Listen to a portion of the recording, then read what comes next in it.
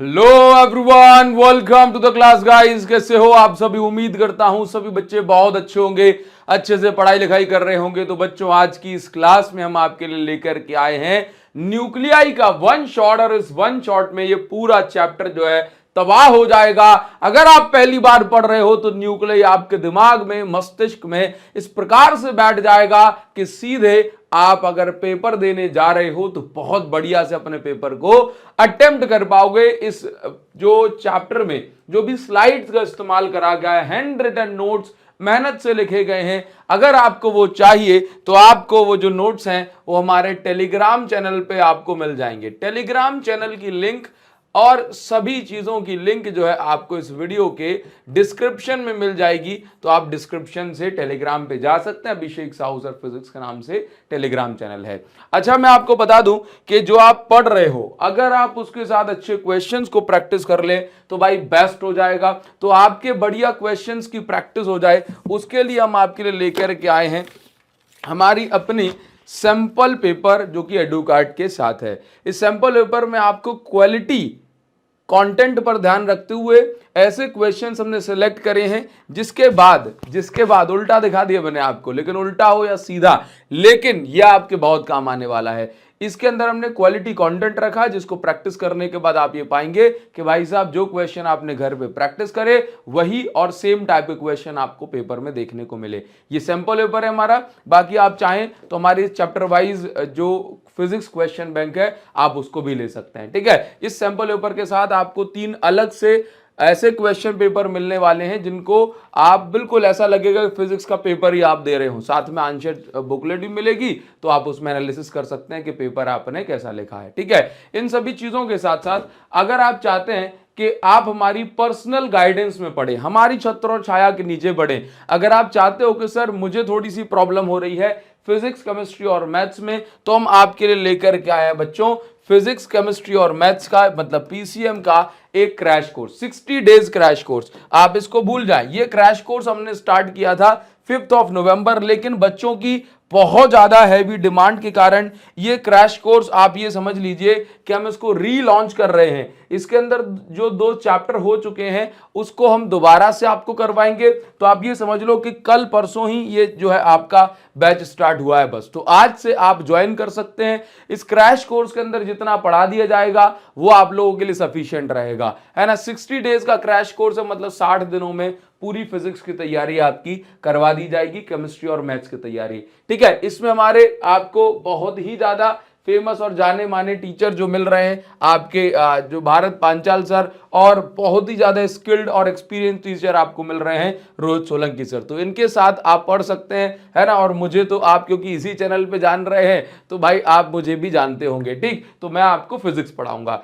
अब 90+ आसान है, हम आपको इतना विश्वास दिलाना चाहते हैं कि जो हम पढ़ाएंगे वही पेपर में आपको देखने को मिलेगा। ठीक है, तो जस्ट अभी बैच स्टार्ट हुआ है। आप इसको जो है जो भी चैप्टर हो चुके हैं, 2 चैप्टर हो चुके हैं, वो 2 चैप्टर आपको जो है दोबारा से करवाए जाएंगे, ये मेरा आपसे वादा है। ठीक है, और आगे मैं आपको बता दूं भाई, जो बच्चे यदि फिजिक्स और केमिस्ट्री सिर्फ लेना चाहते हैं, बायो वाले बच्चे हैं, तो उनके लिए हमने करण अर्जुन बैच निकाल के रखा है। वीडियो के डिस्क्रिप्शन में आपको ऐप की लिंक और वेबसाइट की लिंक दोनों मिल जाएंगी, तो आप वहां से जो है इसको ज्वाइन कर सकते हैं। यदि कोई बच्चा ओनली मैथ्स लेना चाहता है तो ओनली मैथ्स के लिए भी हमने अलग से स्पेशल कोर्स निकाल के रखा है। चलिए हम शुरुआत करते हैं। हाँ भाई, टाइमिंग की और बता दूं भाई, ये हमारी टाइमिंग्स हैं। ठीक है, आप यहां से जो है ये टाइमिंग को नोट कर लो और आपसे क्लास में मिलते हैं। चलिए तो हम शुरुआत करते हैं भाई साहब कि भाई न्यूक्लियाई क्या होती है। ठीक है, न्यूक्लियस, इस चैप्टर का नाम क्या है? न्यूक्लियाई। ठीक है, तो मैं आपको बता दूं कि बेसिकली आप लोगों ने अभी तक देखो सारी चीजें, सारी स्लाइड्स वगैरह सब बना रखा है। ठीक, लेकिन मैं आपको कुछ चीजें जो है बिल्कुल लाइन बाय लाइन एक फ्लो में पढ़ाना चाहता हूं। ठीक है, तो आप यहां देखिए कि अगर मैं कहूं आपसे कि न्यूक्लियाई क्या है, तो पहली बात तो ये है बच्चों कि न्यूक्लियाई जो है ये एक प्लूरल फॉर्म है। अगर हमारे पास एक न्यूक्लियस है, ठीक है, तो हम उसको बोलेंगे सिर्फ न्यूक्लियस। ठीक है, और अगर एक से ज्यादा न्यूक्लियस हैं, 2 न्यूक्लियाई हैं, जैसे मतलब 2 न्यूक्लियस हैं, तो plural of nucleus is called nuclei. मतलब समझ गए, सिंगुलर है तो न्यूक्लियस और प्लूरल है तो न्यूक्लियाई, बस इतना अंतर है। ये क्या है? ये न्यूक्लियस है, और ये क्या है, न्यूक्लियाई है। ठीक है तो दोनों न्यूक्लियस, लेकिन प्लूरल में उसको न्यूक्लियाई कह देते हैं। ठीक है, चलिए अब इसके बाद देखो, आप लोग सभी समझते हैं कि न्यूक्लियस क्या होती है। तो न्यूक्लियस क्या होती है, आप लोग जानते हो न्यूक्लियस क्या है? हाँ सर हम जानते तो हैं। ठीक, क्या है न्यूक्लियस? किसी भी एटम का जो सेंट्रल पार्ट है उसको हम क्या बोलते हैं? सेंट्रल पार्ट जो है किसी भी एटम का वो क्या है भाई? न्यूक्लियस है। ठीक, सेंट्रल पार्ट ऑफ एटम। अच्छा, न्यूक्लियस की क्या खासियत है कि भाई न्यूक्लियस इतना, देखो न्यूक्लियस के चारों ओर घूमते हैं इलेक्ट्रॉन, और इलेक्ट्रॉन का जो मास है वो तो नेग्लिजिबल है ना। न्यूक्लियस में ही सारा का सारा जो, लगभग सारा का सारा जो मास है वो न्यूक्लियस का ही होता है एटम के अंदर। ठीक है, और सारा का सारा पॉजिटिव चार्ज एक ही जगह पे इकट्ठा रहता है जो कि न्यूक्लियस के अंदर रहता है। तो ये न्यूक्लियस क्या है? एटम का सेंट्रल पार्ट है, जहां पे कैसा वही ऑलमोस्ट ऑल मास, ऑलमोस्ट होल मास, लगभग पूरा का पूरा जो मास है ये न्यूक्लियस का ही एटम में। ठीक है, और सारा का सारा positive charge, whole positive charge, ये भी कहां पाया जाता है? न्यूक्लियस के अंदर ही। ठीक है, अच्छा ये बात आपको समझ में आई। तो अगर मैं आपसे कहूं कि न्यूक्लियस क्या है तो क्या बोलोगे? न्यूक्लियस एटम का सेंट्रल पार्ट है जहां पे प्रोटॉन और न्यूट्रॉन एक साथ में रहते हैं। ठीक है, न्यूक्लियस के अंदर ही सारा का सारा जो पॉजिटिव चार्ज है वो होता है, और लगभग सारा का सारा जो मास है एक एटम के अंदर वो न्यूक्लियस के कारण ही है। ये बात हमें समझ में आई। ठीक है, अब इस न्यूक्लियस की कुछ प्रॉपर्टीज हैं। ये क्या प्रॉपर्टीज हैं वो हम आपको भी समझा देते हैं।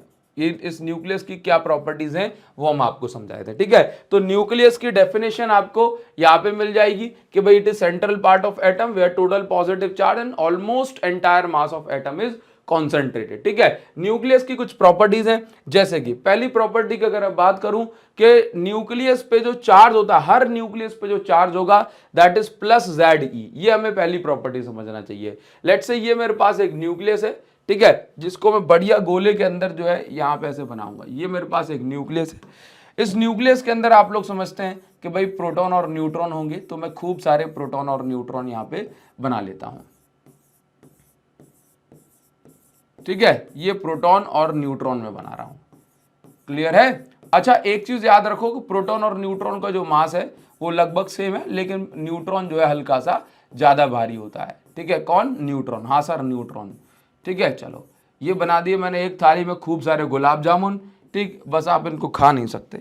चलिए, तो ये हो गया मेरे पास प्रोटॉन और ये होगा न्यूट्रॉन। ये प्रोटॉन, ये न्यूट्रॉन। अब आप मुझे एक बात बताओ कि न्यूट्रॉन पे तो कोई चार्ज होता नहीं है, तो चार्ज केवल किस पे होता है? प्रोटॉन पे। तो अगर एक प्रोटॉन है तो एक प्रोटॉन पे चार्ज कितना? भाई देखो, पॉजिटिव चार्ज है तो प्लस लगा दिया। एक प्रोटॉन पे चार्ज है E। देखो, प्रोटॉन न्यूट्रॉन पे बराबर चार्ज होता है, सॉरी प्रोटॉन और इलेक्ट्रॉन पे बराबर चार्ज होता है ना, लेकिन प्रोटॉन को चार्ज को हम क्या बोलते हैं?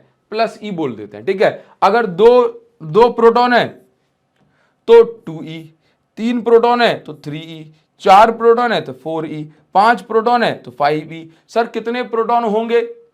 कितने प्रोटॉन होंगे? आंसर है जिसका जितना एटॉमिक नंबर उतने प्रोटॉन होते हैं। किसी का एटॉमिक नंबर 10 है तो इस न्यूक्लियस के अंदर 10 प्रोटॉन होंगे। किसी का एटॉमिक नंबर 20 है तो उसके अंदर 20 प्रोटॉन है। किसी का एटॉमिक नंबर 25 है तो इसका मतलब 25 प्रोटॉन है। एटॉमिक नंबर को हम Z से रिप्रेजेंट करते हैं। तो इसका अर्थ ये हो गया कि किसी भी न्यूक्लियस पे कितना चार्ज होगा? Plus ZE। Z क्या है? एटॉमिक नंबर भी हम इसको बोलते हैं, या फिर हम इसको और क्या बोलते हैं? Number of proton. ठीक है, चलिए आगे बढ़ेंगे। नेक्स्ट जो आप यहां पे देख रहे हो, चलो ये यहां पे मैंने लिख कर भी रखा है। ठीक, अच्छा आगे देखो जरा। Size of nucleus depends on mass number. भाई न्यूक्लियस का साइज कितना होगा? न्यूक्लियस छोटी होगी कि बड़ी होगी, ये किस बात पे डिपेंड करेगा? तो ये इस बात पे डिपेंड करता है कि मास नंबर कितना है। मास नंबर का अर्थ होता है, मास नंबर का अर्थ होता है, जैसे एटॉमिक नंबर का मतलब होता है नंबर ऑफ प्रोटॉन, ऐसे ही मास नंबर का मतलब होता है number of proton plus neutron. Proton plus number of neutron, मतलब न्यूट्रॉन और प्रोटॉन में कितना जो है, कितनी दोनों की मिला के संख्या है उसको हम बोलते हैं मास नंबर। जैसे कि अगर 10 प्रोटॉन और 4 न्यूट्रॉन है तो मास नंबर हो गया 14। यदि 10 प्रोटॉन 10 न्यूट्रॉन है तो मास नंबर हो गया 20। यदि 15 प्रोटॉन और 25 न्यूट्रॉन है तो दोनों को जोड़ दो 40, तो मास नंबर हो गया 40। और मास नंबर को हम रिप्रेजेंट करते हैं ए से, है ना। तो भाई दोनों को मिलाकर के कितने जो है प्रोटॉन और न्यूट्रॉन होंगे, इसको हमने क्या बोला, मास नंबर। तो मास नंबर पे डिपेंड करता है कि न्यूक्लियस का साइज, न्यूक्लियस की रेडियस कितनी होने वाली है, ठीक है। अच्छा, इसके बाद न्यूक्लियस के बारे में एक और बात है कि nuclear density same for all atom. Nuclear density का मतलब यह है कि न्यूक्लियस का मास और वॉल्यूम का जो रेशो है ये सभी जो है न्यूक्लियस के लिए सेम होगा। इसका अर्थ यह हुआ कि आप ऐसे समझ लो कि यदि मैं आपसे ऐसा बोलूं कि एक पर्टिकुलर वॉल्यूम मैंने कंसीडर किया, लेट्स से किसी भी न्यूक्लियस का 1 सेंटीमीटर क्यूब में मैं चेक करूंगा ना, तो हर न्यूक्लियस, चाहे वो हाइड्रोजन हो, चाहे वो जो है आपका न्यूक्लियस हो, चाहे स्ट्रोंशियम हो, चाहे आपका जो है रेडॉन हो, जेनॉन हो, या गोल्ड हो, या प्लेटिनम हो, या कोई भी हो, किसी भी न्यूक्लियस का अगर मैं 1 सेंटीमीटर क्यूब जो है चेक करूंगा तो मैं पाऊंगा कि भाई हर न्यूक्लियस के अंदर जो है बराबर बराबर जो है न्यूट्रॉन और प्रोटॉन की संख्या पाई गई। मतलब ऐसा नहीं हुआ कि इसके अंदर तो जो है प्रोटॉन न्यूट्रॉन दूर दूर थे, इसके अंदर पास पास में, इसके अंदर खूब चिपक चिपक के, नहीं। जिस तरीके से प्रोटॉन न्यूट्रॉन हीलियम में चिपके होते हैं, ठीक उसी हिसाब से आपके जो है नाइट्रोजन में भी होते हैं, और आपके जो है जेनॉन में भी होंगे, गोल्ड में भी होंगे, सिल्वर में भी होंगे, कॉपर में भी होंगे। मतलब ये हुआ कि देखो, हम समझते हैं कि नॉर्मल मटेरियल की डेंसिटी अलग अलग होती है। जैसे कि 1 केजी में अगर 1 केजी कॉटन लोगे तो इतनी जगह घेर लेगी, जबकि 1 किलो का बांट जो होता है लोहे का वो इतने से में आ जाता है। तो कहा जा रहा है कि अब यहाँ पे दोनों की डेंसिटी अलग अलग है। तो कह रहा है कि यदि आप 1 ग्राम न्यूक्लियस की बात करेंगे तो चाहे किसी भी सब्सटेंस की हो, किसी भी एलिमेंट की, वो बराबर बराबर जगह घेरेगी। ठीक है, बात समझ गए। तो न्यूक्लियर डेंसिटी सभी एटम की कैसी होती है, सेम होती है। सभी एटम की न्यूक्लियर डेंसिटी कैसी होती है, सेम होती है। और कितनी होती है इसको अभी अपन जो है डिराइव भी करेंगे, 2.29 10⁻17 kg पर मीटर क्यूब, यानी कि 1 मीटर क्यूब अगर जगह ले ली जाए तो उसके अंदर इतना जो है केजी आ सकता है न्यूक्लियस का। ठीक है। अच्छा सर, ये डेंसिटी कम है कि ज्यादा है? भाई साहब, ये डेंसिटी बहुत नहीं, बहुत बहुत ज्यादा है। क्यों? सोचो कि वाटर की डेंसिटी कितनी होती है, वाटर की डेंसिटी होती है 10⁻3 kg पर मीटर क्यूब। मतलब 1 मीटर क्यूब में वाटर जो है वो सिर्फ 1000 kg जाएगा। जबकि आप देखो कि ये 1 मीटर क्यूब में कितने, हजारों नहीं, लाखों नहीं, करोड़ों नहीं, अरबों खरबों जितो भी संख्या आती है आपको, वो उतने जो है डिजिट यहां पर उतना केजी आ जाएगा 1 मीटर क्यूब में। तो सर सवाल हमारा यह है कि भाई साहब, जब सभी चीजें एटम से मिलकर बनी हैं तो हर चीज की डेंसिटी फिर उतनी ज्यादा क्यों नहीं होती जितनी न्यूक्लियस की है? उसका जवाब यह है कि भाई देखो, ये तो न्यूक्लियस की डेंसिटी है, एटम का वॉल्यूम तो बहुत बड़ा है ना। एटम तो कहां तक माना जाता है, जहां तक इलेक्ट्रॉन घूम रहा है। तो एटम का वॉल्यूम बहुत बड़ा है। तो कुल मिलाकर के हर चीज सिर्फ न्यूक्लियस से नहीं बनी है, एटम से बनी है। और उसके कारण से हर जो है सब्सटेंस की जो डेंसिटी है वो कम होती है। ये तो सिर्फ न्यूक्लियस की बात की है ना। एटम को ध्यान में ही रखा, एटम का वॉल्यूम तो बहुत ज्यादा है, जिससे मास अपॉन वॉल्यूम करेंगे तो ओवरऑल डेंसिटी कम निकल के आएगी। ठीक है, चलो इतनी बात समझ गए। अगर दूसरी बात समझ में ना आई हो तो ये बात तो समझ लो कि न्यूक्लियर डेंसिटी सभी के लिए, सभी एटम के लिए सेम होती है। साइज किस पे डिपेंड करेगा? मास नंबर पे। हर न्यूक्लियस पे चार्ज होता है Ze के बराबर। ठीक है। अच्छा, तो यहां तक हमने नोट किया। इसके बाद ये तो मैंने आपको बता ही दिया कि एटॉमिक नंबर किसको कहते हैं, जितने प्रोटॉन उतना एटॉमिक नंबर। मास नंबर किसे कहते हैं? दोनों प्रोटॉन और न्यूट्रॉन के नंबर को हम मास नंबर कहते हैं। नंबर ऑफ न्यूट्रॉन कैसे निकालते हैं? A-Z करके निकालते हैं। मतलब टोटल में से एटॉमिक नंबर घटा दो। जैसे यूरेनियम 92 to 35 है, तो नीचे जो लिखा होता है वो एटॉमिक नंबर Z हम बोलते हैं। ऊपर जो लिखा होता है उसको मास नंबर A बोलते हैं। तो जितना नीचे लिखा है Z मतलब एटॉमिक नंबर, उतने ही होते हैं प्रोटॉन इसके अंदर। ऊपर जो लिखा है that is the number of proton और न्यूट्रॉन। प्रोटॉन और न्यूट्रॉन को मिला करके जो बना इसको हमने बोला मास नंबर।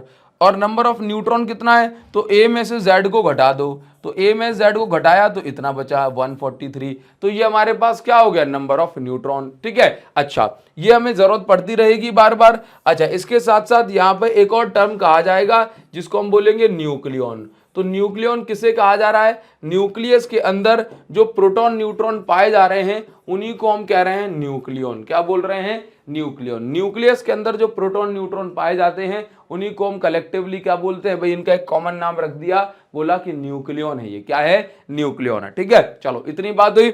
अब इसके बाद जो है ये जो न्यूक्लियस के अंदर जो फोर्सेस लगते हैं जिसको हम न्यूक्लियर फोर्स बोलते हैं, इसकी क्या प्रॉपर्टी है ये आप जान लीजिए। बहुत सिंपल और कॉमन सी बात है कि अगर मैं आपसे ये कह देता हूं कि भाई साहब ये मेरे पास जो है ये न्यूक्लियस है, क्या है, ये मेरे पास क्या है कि न्यूक्लियस है। ठीक है, चलो मैं फिर से यहाँ पर गुलाब जामुन की थाली जो है जमाता हूं। ठीक है, तब तक आप हाथ मुंह धो जाओ। ठीक, चलिए ध्यान दो जरा, ये लो भाई साहब, जो भी भूख होगी वो सब मिट जाएगी। मुझे ऐसा क्यों लग रहा है कि भाई गुलाब जामुन खत्म होने वाले हैं, बीच में आते आते छोटे से पड़ गए। हाँ चलिए देखिए जरा, तो इसके अंदर क्या है, इसके अंदर ये प्रोटॉन है और कुछ न्यूट्रॉन होंगे, कुछ प्रोटॉन होंगे कुछ न्यूट्रॉन होंगे, कुछ प्रोटॉन होंगे पास में न्यूट्रॉन होंगे, कुछ प्रोटॉन है पास में न्यूट्रॉन है। तो इसके अंदर ऐसा सीन है। तो इस न्यूक्लियस के अंदर सुनो जरा, पहली चीज मैं आपको बता दूं कि हमने क्लास 11th की शुरुआत में पढ़ा था कि देयर आर 4 फंडामेंटल फोर्सेस। दुनिया में 4 फंडामेंटल फोर्सेस होते हैं, है ना। पहला आपका जैसे ग्रेविटेशनल फोर्स हमने बोल दिया, ये तो दुनिया का सबसे वीकेस्ट फोर्स है। दूसरा हो गया आपका इलेक्ट्रोमैग्नेटिक फोर्स जो चार्ज्ड बॉडीज के बीच में लग रहा था। तीसरा हो गया वीक न्यूक्लियर फोर्स, जैसे कि कोई इलेक्ट्रॉन न्यूक्लियस से बाहर निकला तो न्यूक्लियस उसको पकड़ना चाहती है लेकिन पकड़ नहीं पाती। ठीक है, उसको हम बोलते हैं वीक न्यूक्लियर फोर्स, आगे समझ लेंगे। और चौथा जो हमें अभी पढ़ना है that is strong nuclear force. Strong nuclear force कहां लगता है, ये चौथा स्ट्रॉन्ग न्यूक्लियर फोर्स है। तो न्यूक्लियस के अंदर जो प्रोटॉन और न्यूट्रॉन होते हैं ये एक दूसरे को इतनी ताकत से, इतनी मजबूती से पकड़ के रखते हैं दोस्तों कि ये जो है अलग नहीं हो पाते। ठीक है, ये दुनिया का सबसे ज्यादा ताकतवर फोर्स है ना। This is the strongest fundamental force found ever in nature. तो भाई न्यूक्लियस के अंदर जो फोर्स लग रहा है ये दुनिया का सबसे ताकतवर फोर्स है। ठीक है, पहली बात ये हो गई। इसके बाद क्या है कि न्यूक्लियर फोर्स जो है, इसके बाद क्या है कि न्यूक्लियर फोर्स जो है ये चार्ज पर डिपेंड नहीं करता, मतलब it is independent of charge. इसका अर्थ ये हुआ कि न्यूक्लियस के अंदर चाहे प्रोटॉन और प्रोटॉन हो, वैसे तो ये रिपेल कर दे, लेकिन न्यूक्लियस के अंदर है तो ये हमेशा क्या करेंगे, अट्रैक्ट करेंगे। ठीक है सर, क्यों बताता हूं। चाहे प्रोटॉन न्यूट्रॉन हो तब भी ये क्या करेंगे, अट्रैक्ट करेंगे। चाहे न्यूट्रॉन और न्यूट्रॉन होंगे तब भी ये क्या करेंगे, अट्रैक्ट करेंगे। मतलब न्यूक्लियस के अंदर कोई भी पार्टिकल होगा तो उनके बीच में अट्रैक्शन होगी, है ना, रिपल्जन नहीं होगा। तो न्यूक्लियर फोर्स जो है ये कैसा है, it is independent of charge. Charge पे डिपेंड नहीं करता, सबको सिर्फ क्या करेगा, अट्रैक्ट करेगा। तो सर हमने बचपन से यानी कि क्लास 12th के बचपन से पढ़ा है कि सर प्रोटॉन प्रोटॉन तो रिपेल करेंगे क्योंकि ये वो तो सिमिलर चार्ज है। तो भाई मैं आपको बता दूं कि ये जो रिपल्जन वाला कॉन्सेप्ट है, ये जो रिपल्जन वाला कॉन्सेप्ट है, जैसे कि हमने कूलाम लॉ में पढ़ा था कि similar charges repel each other, opposite charges attract each other, है ना, कि सिमिलर रिपेल करते हैं, ऑपोजिट अट्रैक्ट करते हैं। ये जो रूल है, ये जो नियम है, ये कहां पर एप्लीकेबल है, ये नियम जो है जब डिस्टेंस 10⁻⁻15 मीटर से ज्यादा होती है। आप ऐसे मान लो कि जब डिस्टेंस जो है 4 फर्मी या 5 फर्मी से ज्यादा होती है, कुछ फर्मी से ज्यादा होती है, वहां पर ये रूल एप्लीकेबल होता है कि प्रोटॉन प्रोटॉन रिपेल करेंगे, प्रोटॉन इलेक्ट्रॉन अट्रैक्ट करेंगे। लेकिन यदि डिस्टेंस इससे कम है तो फिर ये रूल जो हमने similar charges repel each other, opposite charges attract each other, ये रूल वहां पे एप्लीकेबल नहीं होता। यदि डिस्टेंस 4 फर्मी से कम है तो सभी चार्जेस क्या करेंगे, सभी पार्टिकल्स क्या करेंगे, अट्रैक्ट करेंगे। उसमें भी आगे हम एक एक्सेप्शन जो है पढ़ाने वाले हैं आपको। ठीक है, तो जो हमने रूल पढ़ा था कि सिमिलर और ऑपोजिट वाला, ये कब एप्लीकेबल है, जब डिस्टेंस कुछ फर्मी से बड़ी हो। हमने कूलाम लॉ की लिमिटेशन ही पढ़ी थी कि Coulomb law is only valid for point charge. दूसरा, Coulomb law is valid for distance greater than few fermi. कुछ फर्मी से बड़ी डिस्टेंस जब होती है केवल तभी कूलाम लॉ और उसके नियम एप्लीकेबल होते हैं। ठीक है, अगला जो पॉइंट है, it is a non central force. It is a non central force मतलब ऐसा नहीं है जैसे हमने कूलाम लॉ में पढ़ा था कि भाई एक का सेंटर से दूसरे के सेंटर के बीच की दूरी नापी जाए, है ना, ऐसा नहीं होता। हाँ, तो इसमें क्या होता है कि ये, क्योंकि वो जो फोर्स था ना, जैसे ग्रेविटेशनल फोर्स हो गया या फिर आपका न्यूक्लियर फोर्स हो गया, ये सेंट्रल फोर्स थे, है ना, सेंटर टू सेंटर हमेशा एक दूसरे को खींचते थे। लेकिन ये जो फोर्स है न्यूक्लियर फोर्स, ये नॉन सेंट्रल फोर्स है। मतलब इसमें ये जरूरी नहीं कि बॉडीज या जो न्यूट्रॉन प्रोटॉन है वो सेंटर टू सेंटर ही फोर्स लगाएं। यहां पर तो क्या जरूरी है कि भाई ये कैसे भी जो जैसे चिपका है वो उस पर वैसे ही फोर्स लगाएगा। ठीक है, ये नॉन सेंट्रल फोर्स है। इसके बाद nuclear force is short range force. ये न्यूक्लियर फोर्स जो है ये शॉर्ट रेंज फोर्स है, अर्थात कि भाई यदि दूरी 4 फर्मी से ज्यादा हो जाएगी तो न्यूक्लियर फोर्स जो है वहां पर काम नहीं करेगा, फिर तो वहां पे सिमिलर चार्ज रिपेल करेंगे। ये बात ध्यान रख लीजिए। तो न्यूक्लियर फोर्स कैसा है? शॉर्ट रेंज फोर्स है। 4-5 फर्मी से कम डिस्टेंस होगी तो वहां पे फिर जो है न्यूक्लियस के जो पार्टिकल एक दूसरे को अट्रैक्ट करते हैं ये नहीं कर पाएंगे ढंग से। ठीक है, तो ये nuclear force short range force है। इसके बाद क्या कहा गया? It becomes repulsive at distance of या at distance less than 0.8 fermi. भाई मैंने कहा, मुझसे पूछा किसी ने कि बताओ क्या खाओगे, क्या पसंद है तुमको? मैंने कहा कि भाई मुझे तो गुलाब जामुन पसंद है। ठीक है, तो वो मुझे गुलाब जामुन खिलाने लगे। फिर गुलाब जामुन उठाया और मुंह में ठूस दिया, फिर गुलाब जामुन 2-4 उठाए और ठूस दिए। ऐसे जो है खाने जो मुझे पसंद था तो उनने 4, 6, 10 ऐसे जबरदस्ती गुलाब जामुन मेरे मुंह में घुसेड़ने लगे। तो मैं क्या करूंगा? मैं रिपेल नहीं करूंगा, मैं मना नहीं करूंगा। क्या बात कर रहे हो सर, आप नहीं करोगे, आपको तो गुलाब जामुन पसंद है? नहीं, ऐसा थोड़ी ना होता है।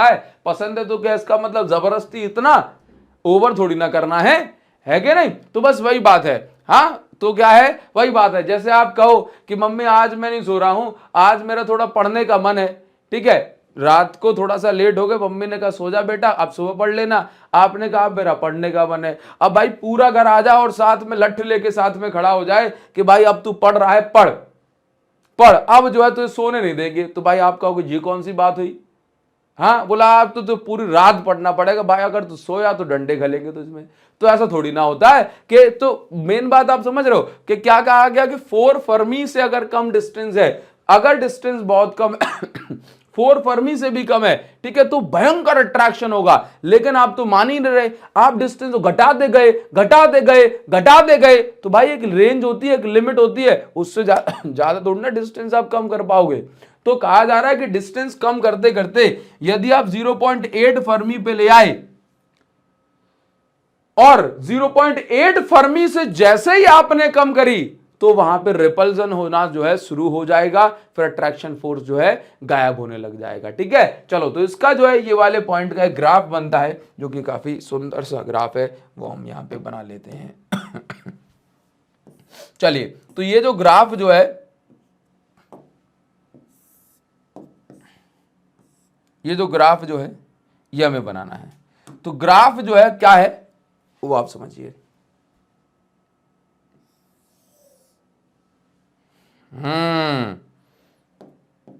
कोई इतना खूबसूरत कैसे हो सकता है? चलिए देखिए जरा, तो यहां पर क्या बताया गया, यहां पे ये बताया गया, ये ग्राफ हमें क्या जो है प्रेरणा देता है, ये ग्राफ हमें क्या प्रेरणा देता है? इस ग्राफ के पास खुद के पास तो कोई प्रेरणा नहीं है, ये दूसरे को देने की कोशिश करेगा। तो ये ग्राफ हमें ये प्रेरणा देता है कि भाई साहब कि 0.8 फर्मी पे जो पोटेंशियल एनर्जी है, ये ग्राफ पोटेंशियल एनर्जी का है। 0.8 फर्मी पे पोटेंशियल एनर्जी जो है ये मैं कहूंगा नेगेटिव वैल्यू में सबसे ज्यादा है। तो अट्रैक्शन फोर्स 0.8 फर्मी पर मैक्सिमम है। ये डिस्टेंस 0.8 फर्मी हमने बोल दी। आप इसको ये बोल सकते हो कि 0.8 फर्मी में पोटेंशियल एनर्जी जो है ये मिनिमम है, मतलब नेगेटिव वैल्यू है इसलिए मिनिमम बोल रहा हूं, अदरवाइज मैं ये बोलूंगा कि मैक्सिमम होगी नेगेटिव वैल्यू में। ठीक है, अच्छा, इसके बाद जो है आप देखेंगे जैसे 0.8 फर्मी, देखो ऊपर की साइड ये रिपल्जन शो करता है, पोटेंशियल एनर्जी पॉजिटिव होती है इसका मतलब होता है रिपल्जन, और पोटेंशियल एनर्जी नेगेटिव होती है इसका मतलब होता है अट्रैक्शन। तो पोटेंशियल एनर्जी जब पॉजिटिव है तो उसका मतलब रिपल्जन, नेगेटिव है तो अट्रैक्शन। हाँ, तो आप यहां पर देखिए कि ये जो डिस्टेंस है इस डिस्टेंस को हम बोल देते हैं 4 फर्मी। ठीक है, देखो जरा ये r जो है डिस्टेंस को रिप्रेजेंट कर रहा है। तो आप यहां पे देख रहे हो कि 0.8 फर्मी से जब डिस्टेंस कम हो रही है तो अट्रैक्शन देखो घट के कितना होने वाला है, अट्रैक्शन खूब ज्यादा है, अट्रैक्शन घट के देखो क्या हो रहा है, 0 हो रहा है। ठीक है, इसके बाद अट्रैक्शन जो है किस में कन्वर्ट हो गया, रिपल्जन में। तो 0.8 फर्मी से अट्रैक्शन फोर्स कम होना शुरू हुआ और किस में कन्वर्ट हो गया, रिपल्जन में। ठीक है, आप यहां पे देखो 4 फर्मी से डिस्टेंस जैसे जैसे घटा, देखो 4 फर्मी पे अट्रैक्शन बिल्कुल 0 के करीब ही है, 4 फर्मी पर अट्रैक्शन 0 करीब है। जैसे जैसे आप 4 फर्मी के पास में आए अट्रैक्शन देखो बढ़ रहा है, बढ़ रहा है, बढ़ रहा है, बढ़ रहा है, अट्रैक्शन मैक्सिमम, और फिर अट्रैक्शन घटने लगा और ये आपका जो है रिपल्जन में कन्वर्ट होने लगा। ठीक है, तो उम्मीद करता हूं ये ग्राफ जो है आपके दिमाग में, मस्तिष्क में बैठ गया होगा, आप इसको समझ गए होंगे। ये 0.8 फर्मी की वैल्यू को मार्क करके रखना। यहां पे अट्रैक्शन मैक्सिमम है और पोटेंशियल एनर्जी मिनिमम है। मिनिमम मैं बोल रहा हूं नेगेटिव सेंस में। ठीक है, चलिए, तो अभी जो है हमने यहां तक जो है इसको नोट कर लिया होगा, समझ लिया होगा। देन अभी हम आगे बढ़ जाते हैं और नेक्स्ट जो हमें समझना है दैट इज न्यूक्लियर साइज। भाई इस चैप्टर से जो न्यूमेरिकल है वो सिंपल फॉर्मूला बेस्ड न्यूमेरिकल आते हैं। कैसे आते हैं वो सब मैं आपको अभी करवा देता हूं, तो आपको घबराने की और परेशान होने की कोई जरूरत नहीं है। बस आप इस वीडियो में अच्छे से मेरे साथ टिके रहेंगे तो मैं आपसे वादा करता हूं कि आपको जो है कोई जरूरत नहीं पड़ेगी जो है फालतू परेशान होने की। ठीक है, देखिए तो कह रहा है कि न्यूक्लियर साइज, तो न्यूक्लियस का साइज जो है क्या होता है, उसके लिए बस आपको एक बात याद रखनी है कि न्यूक्लियस का जो साइज है that is r is equal to R naught A to the power 1/3, R naught A to the power 1/3। ये हमारे पास न्यूक्लियस की रेडियस का फॉर्मूला हो गया जिसको हम न्यूक्लियर साइज भी कहते हैं। ठीक है, इसमें जो आर नॉट है इसकी वैल्यू होती है 1.2 फर्मी जो कि एक कांस्टेंट है। आर नॉट की वैल्यू क्या है, 1.2 फर्मी है। 1.2 फर्मी, फर्मी का मतलब होता है 10⁻⁻15 मीटर, तो आर नॉट की वैल्यू हो गई 1.2 × 10⁻⁻15 मीटर। ठीक है, अब इसके बाद देखो क्या कहा गया, न्यूक्लियर साइज। तो न्यूक्लियर साइज के बारे में क्या कहा गया कि it is found that, nuclear size के बारे में क्या कहा गया कि भाई ऐसा पाया गया है, ऐसा, ये दिख रही है पेन, हाँ दिख तो रहा है भाई। देखो तो न्यूक्लियर साइज के बारे में क्या कहा गया कि हमने कहा कि भाई किसी भी रेडियस का जो साइज होगा वो कितना होगा, ये किस पे डिपेंड करेगा, तो ये तो इस बात पे डिपेंड करेगा कि इसके अंदर जो है, अब आप सोचो कि भाई आपसे मैं एक बात कह रहा हूं कि आप जो है सामान लेने गए, ठीक, अब दुकानदार ने आपके सामान को पॉलीथिन में रख दिया। अब पॉलीथिन कितनी बड़ी होगी किस पे डिपेंड करेगा, अब सामान आपने लिया घड़ी साबुन और पॉलीथिन मांग रहे हो, भाई साहब इतनी बड़ी पॉलीथिन दे देना, तो पॉलीथिन आपसे क्या बोलेगा, भाई साहब इतने का घड़ी साबुन नहीं लिया तुमने, इतने की पॉलीथिन ले रहे हो, है कि नहीं। तो इसका मतलब क्या है कि जितना बड़ा अब शक्कर लेके जाओ, शक्कर 5 किलो आपने शक्कर तोलवा दी तो उसके हिसाब से तो जो है वो आपको पॉलीथिन देगा, समझे। तो बेसिकली कवर कैसा होगा डिपेंड करेगा कि कितना सामान उसके अंदर भरा हुआ है ना। तो इसी प्रकार से कोई भी न्यूक्लियस का वॉल्यूम कितना होगा, किसी भी न्यूक्लियस का जो वॉल्यूम है ये किस पे डिपेंड कर रहा है, ये वॉल्यूम डिपेंड कर रहा है कि उसके अंदर जो है कितने प्रोटॉन और न्यूट्रॉन है, और प्रोटॉन और न्यूट्रॉन को टोटल मिलाकर क्या बोला जाता है, मास नंबर बोला जाता है। ठीक है, तो वॉल्यूम किस पे डिपेंड कर रहा है, मास नंबर पे। अब वॉल्यूम का फॉर्मूला होता है 4/3 πr³। सर क्यों, आपने ऐसे कैसे मान लिया कि 4/3 πr³, भाई न्यूक्लियस कैसी होती है, चौकोर होती है क्या, हाँ होती तो स्फीयरिकल ही है, गोल ही मानिए क्या, तो स्फीयर का वॉल्यूम क्या होता है 4/3 πr³। मास नंबर क्या होता है, मास नंबर होता है a। ठीक है, अब देखिए जरा, अब आप मुझे एक बात बताओ कि हमें पता करना है कि भाई रेडियस किस पे डिपेंड कर रही है, हाँ या आप ये देखो क्या 4 की वैल्यू कभी बदलेगी, नहीं सर। बचपन में 4 का मतलब 4 था, ठीक है, बचपन में 3 का मतलब 3 है, अभी भी 3 का मतलब 3 है। ठीक है, पाई की वैल्यू जो बचपन से पढ़ी है, क्या आपको लगा कि आपके 12th में आने से बदल गई हो पाई की वैल्यू, लगा क्या, अगर आपको लग रहा है तो भाई साहब सपने में हो आप। ठीक है, अपने गाल में थप्पड़ मार के देखो नींद खुल जाएगी। ठीक, तो क्या कहा कि ये जो 4/3 पाई ये वैल्यू किसी पे डिपेंड नहीं कर रही, इन पे मास नंबर डिपेंड नहीं कर रहा, ये वैल्यू तो कांस्टेंट है। इसका मतलब ये हुआ कि जो रेडियस है बस वही के जो है मास नंबर पे डिपेंड कर रही है, तो ये वैल्यूज कांस्टेंट थी, तो हमने कहा बस रेडियस इस पे डिपेंड कर रही है। ठीक है, अच्छा इसके बाद जब जब प्रोपोर्शन, अब मैं एक काम कर सकता हूं कि इस क्यूब को भेज दूं इस साइड, तो पावर आ गई 1/3। भाई क्यूब इस साइड पहुंचेगा तो क्यूब रूट बन जाएगा, क्यूब रूट का मतलब 1/3 पावर। तो R is equal to, proportionality sign हटता है तो क्या आता है, कांस्टेंट, कांस्टेंट आ गया R0, और ये पावर हो गई 1/3। तो जो रेडियस जो है इसकी वैल्यू हो गई R0 a⁻ 1/3। अब जो ये है इसको हम क्या बोलेंगे, रेडियस ऑफ न्यूक्लियस का फॉर्मूला। ठीक है, रेडियस ऑफ न्यूक्लियस का फॉर्मूला। R0 क्या है, R0 एक कांस्टेंट है जिसकी वैल्यू इतनी है 1.2 फर्मी, और आप यहां पर देखेंगे कि भाई R0 की वैल्यू 1.2 फर्मी है, तो फर्मी को 10⁻⁻15 मीटर लिखते हैं। तो इस प्रकार से न्यूक्लियस की रेडियस कितनी होगी, ये हमें इस बात से यहां पर जानकारी मिलती है। अब इस पर बेस्ड जैसे आपको क्वेश्चन मिल जाता है, तो वो क्वेश्चन को आप कैसे करेंगे वो आपको समझाते हैं। क्या लिखा गया है, calculate the radius of nucleus whose mass number is 125। क्या कह रहा है कि मास नंबर, जैसे कोई न्यूक्लियस है, अब उस न्यूक्लियस के अंदर कुल मिलाकर के प्रोटॉन और न्यूट्रॉन का जो नंबर है, संख्या है, ये 125 है। तो कह रहा है कि वो न्यूक्लियस जिसके अंदर प्रोटॉन और न्यूट्रॉन मिलकर कितने हो रहे हैं, 125 हो रहे हैं। तो आपको इनकी जो नंबर है, इनकी जो वैल्यू है वो आपको बतानी है। तो आप यहां पर देखो कि A इज इक्वल टू 125 है, ठीक, तो आपको रेडियस निकालनी है। तो R इज इक्वल टू क्या होगा, R इज इक्वल टू हो जाएगा R0 a⁻ 1/3। ठीक है, 1/3 का मतलब क्यूब रूट है। R is equal to R0 की वैल्यू 1.2 फर्मी, ठीक है, A की वैल्यू 125 के ऊपर पावर 1/3, 1/3 का मतलब क्यूब रूट, तो 125 को क्यूब से बाहर निकालेंगे तो ये जो है निकल के आएगा 5, और 12 पंजे जो है 60 होता है, मतलब 6। तो R is equal to 6 fermi हमारा आंसर हो जाएगा। 6 1.2 का 5 से इंटू 2, 6 फर्मी जो है हमारा करेक्ट आंसर हो गया। ठीक है, इस प्रकार से आप इसको कर सकते हैं। इसके अलावा जो है, जैसे इसमें अगला क्वेश्चन जो पूछा जा सकता है, भाई इसमें जो है आपके सिर्फ फॉर्मूला बेस्ड क्वेश्चन ही आते हैं। ठीक है, अब जैसे ये पूछ लिया गया, इसका आप जवाब कैसे देंगे। इसमें कह रहा है कि find the ratio of radius, आपको रेडियस का रेशियो निकालना है न्यूक्लियाई की, जिसका मास नंबर भी जो है 1/2 is to the 1/2 is to 2 to the power 1 is to 2 to the power 1/3 के रेशियो में। मतलब ऐसा बोला जा रहा है, आसान शब्दों में समझ लो भाई, इतना जो है दिमाग नहीं है मेरे अंदर के इसको इंग्लिश में पढ़ूंगा। ठीक है, क्या लिखा गया है, कह रहा है कि भाई find the ratio of radius R1/R2 निकालना है। देखो बहुत सिंपल सी बात, कह रहा है कि हमारे पास दो न्यूक्लियाई होंगी, एक न्यूक्लियाई ये है और दूसरी न्यूक्लियाई ये है। ठीक है, अच्छा अब क्या कह रहा है कि भाई इन दोनों न्यूक्लियाई का जो मास नंबर है, मास नंबर, इसके अंदर कुछ नंबर ऑफ प्रोटॉन होंगे, प्रोटॉन न्यूट्रॉन, इसके अंदर भी कुछ नंबर ऑफ प्रोटॉन न्यूट्रॉन होंगे। जब हमने जैसे मान के चलो कि इसके अंदर 100 होते, इसके अंदर 50 होते, तो दोनों का रेशियो कितना निकलता, 2।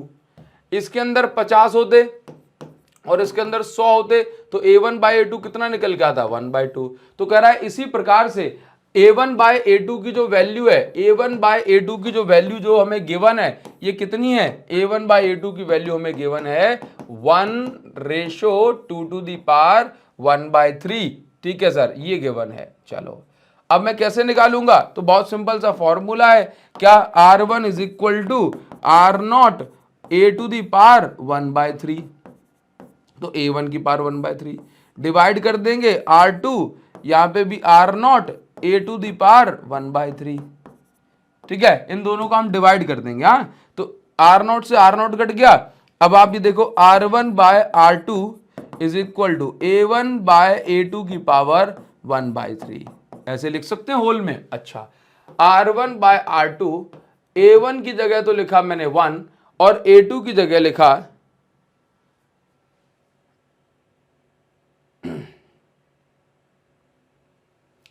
A2 की जगह मैं लिख दिया कि 2 की पावर 1/3 है। तो इन दोनों के ऊपर 1/3 पावर लगेगी, तो आप ये देखेंगे कि भाई 2 के ऊपर पावर कितनी आ गई, 1/9 आ गई। ठीक है, तो इन दोनों का जो रेशियो निकल के आएगा दैट विल बी 1:2 की पावर, देखो भाई 2 के ऊपर पावर अगर 3 होती तो 3 से 3 कट जाता, है ना, क्योंकि पावर के ऊपर पावर है तो इसका मतलब इनटू हो जाएगा, तो इसका मतलब ये वैल्यू निकल करके आएगी। उम्मीद करता हूं आप ये समझ गए होंगे। 1 अपॉन में 2 की पावर 1/3 था तो 1/9 हो जाएगा। क्लियर है? चलिए हम आगे बढ़ेंगे। अब जो है नेक्स्ट कॉन्सेप्ट पे आएंगे, दैट इज न्यूक्लियर डेंसिटी। भाई जैसे मैंने आपको सिखाया था कि न्यूक्लियर डेंसिटी जो है ये कांस्टेंट है, सेम है सभी सब्सटेंस के लिए। तो मैं आपको इतनी बात बता दूं कि न्यूक्लियर डेंसिटी का जो डेरिवेशन है वो उससे ज्यादा इंपॉर्टेंट है न्यूक्लियर डेंसिटी की वैल्यू। मतलब किसी भी न्यूक्लियस की डेंसिटी कितनी होती है, तो न्यूक्लियस की डेंसिटी जो होती है that is 2.29 into 10⁻17 with unit जो है हम याद रखेंगे, विद यूनिट हम याद रखेंगे। तो विद यूनिट क्या है, केजी पर मीटर क्यूब, केजी पर मीटर क्यूब। ठीक है, अच्छा अब आपको यहां पर यह समझना है कि आपसे क्या कहा जा रहा है, न्यूक्लियर डेंसिटी। तो न्यूक्लियर किसी भी प्रकार की डेंसिटी का फॉर्मूला क्या होता है, मास अपॉन वॉल्यूम होता है कि नहीं होता, बताओ। Total mass upon total volume. ठीक है, अब न्यूक्लियस का टोटल मास कितना होता है, ये टोटल मास है, कैसा, total mass, total volume. Nucleus का टोटल मास कितना होगा, तो हमने कहा अगर एक देखो प्रोटॉन और न्यूट्रॉन का जो मास है ये लगभग कैसा है, ये लगभग सेम ही है। तो इन दोनों के मास को हम क्या बोल लेते हैं, एम बोल लेते हैं, अप्रोक्सीमेटली सेम है। तो इन दोनों के मास को हमने क्या बोला, इन दोनों के मास को हमने क्या बोला, एम बोला। समझ के चलना बात को। तो हमने इन दोनों के मास को बोल दिया कि भाई तुम जो हो एम हो। ठीक है, तो अगर एक प्रोटॉन है तो एक प्रोटॉन का मास कितना होगा, एम। 2 प्रोटॉन है तो 2m, 3 प्रोटॉन है तो 3m, 4 न्यूट्रॉन है तो 4m।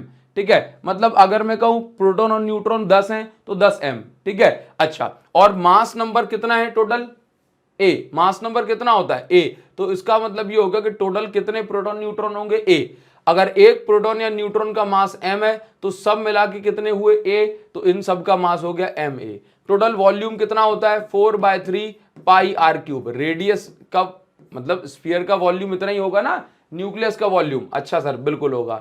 अब M A upon 4/3 pi R cube, R की जगह क्या लिख सकता हूं, R naught A to the power 1/3, उसके ऊपर लगा दिया क्यूब। तो अब यहां पे समझो कि M A is equal to, ये डेंसिटी चल रही है, 3 भी पहुंच गया ऊपर, पलट के ऊपर नहीं चला जाएगा, तो 3 ऊपर आ गया, 3ma अपॉन में क्या है 4 पाई आर नॉट की पावर 3, क्योंकि होल क्यूब है ना, और ए के ऊपर पावर 1/3 थी, इसमें 3 का इंटू हो जाएगा, 3 कट जाएगा तो सिंपल ए बचेगा।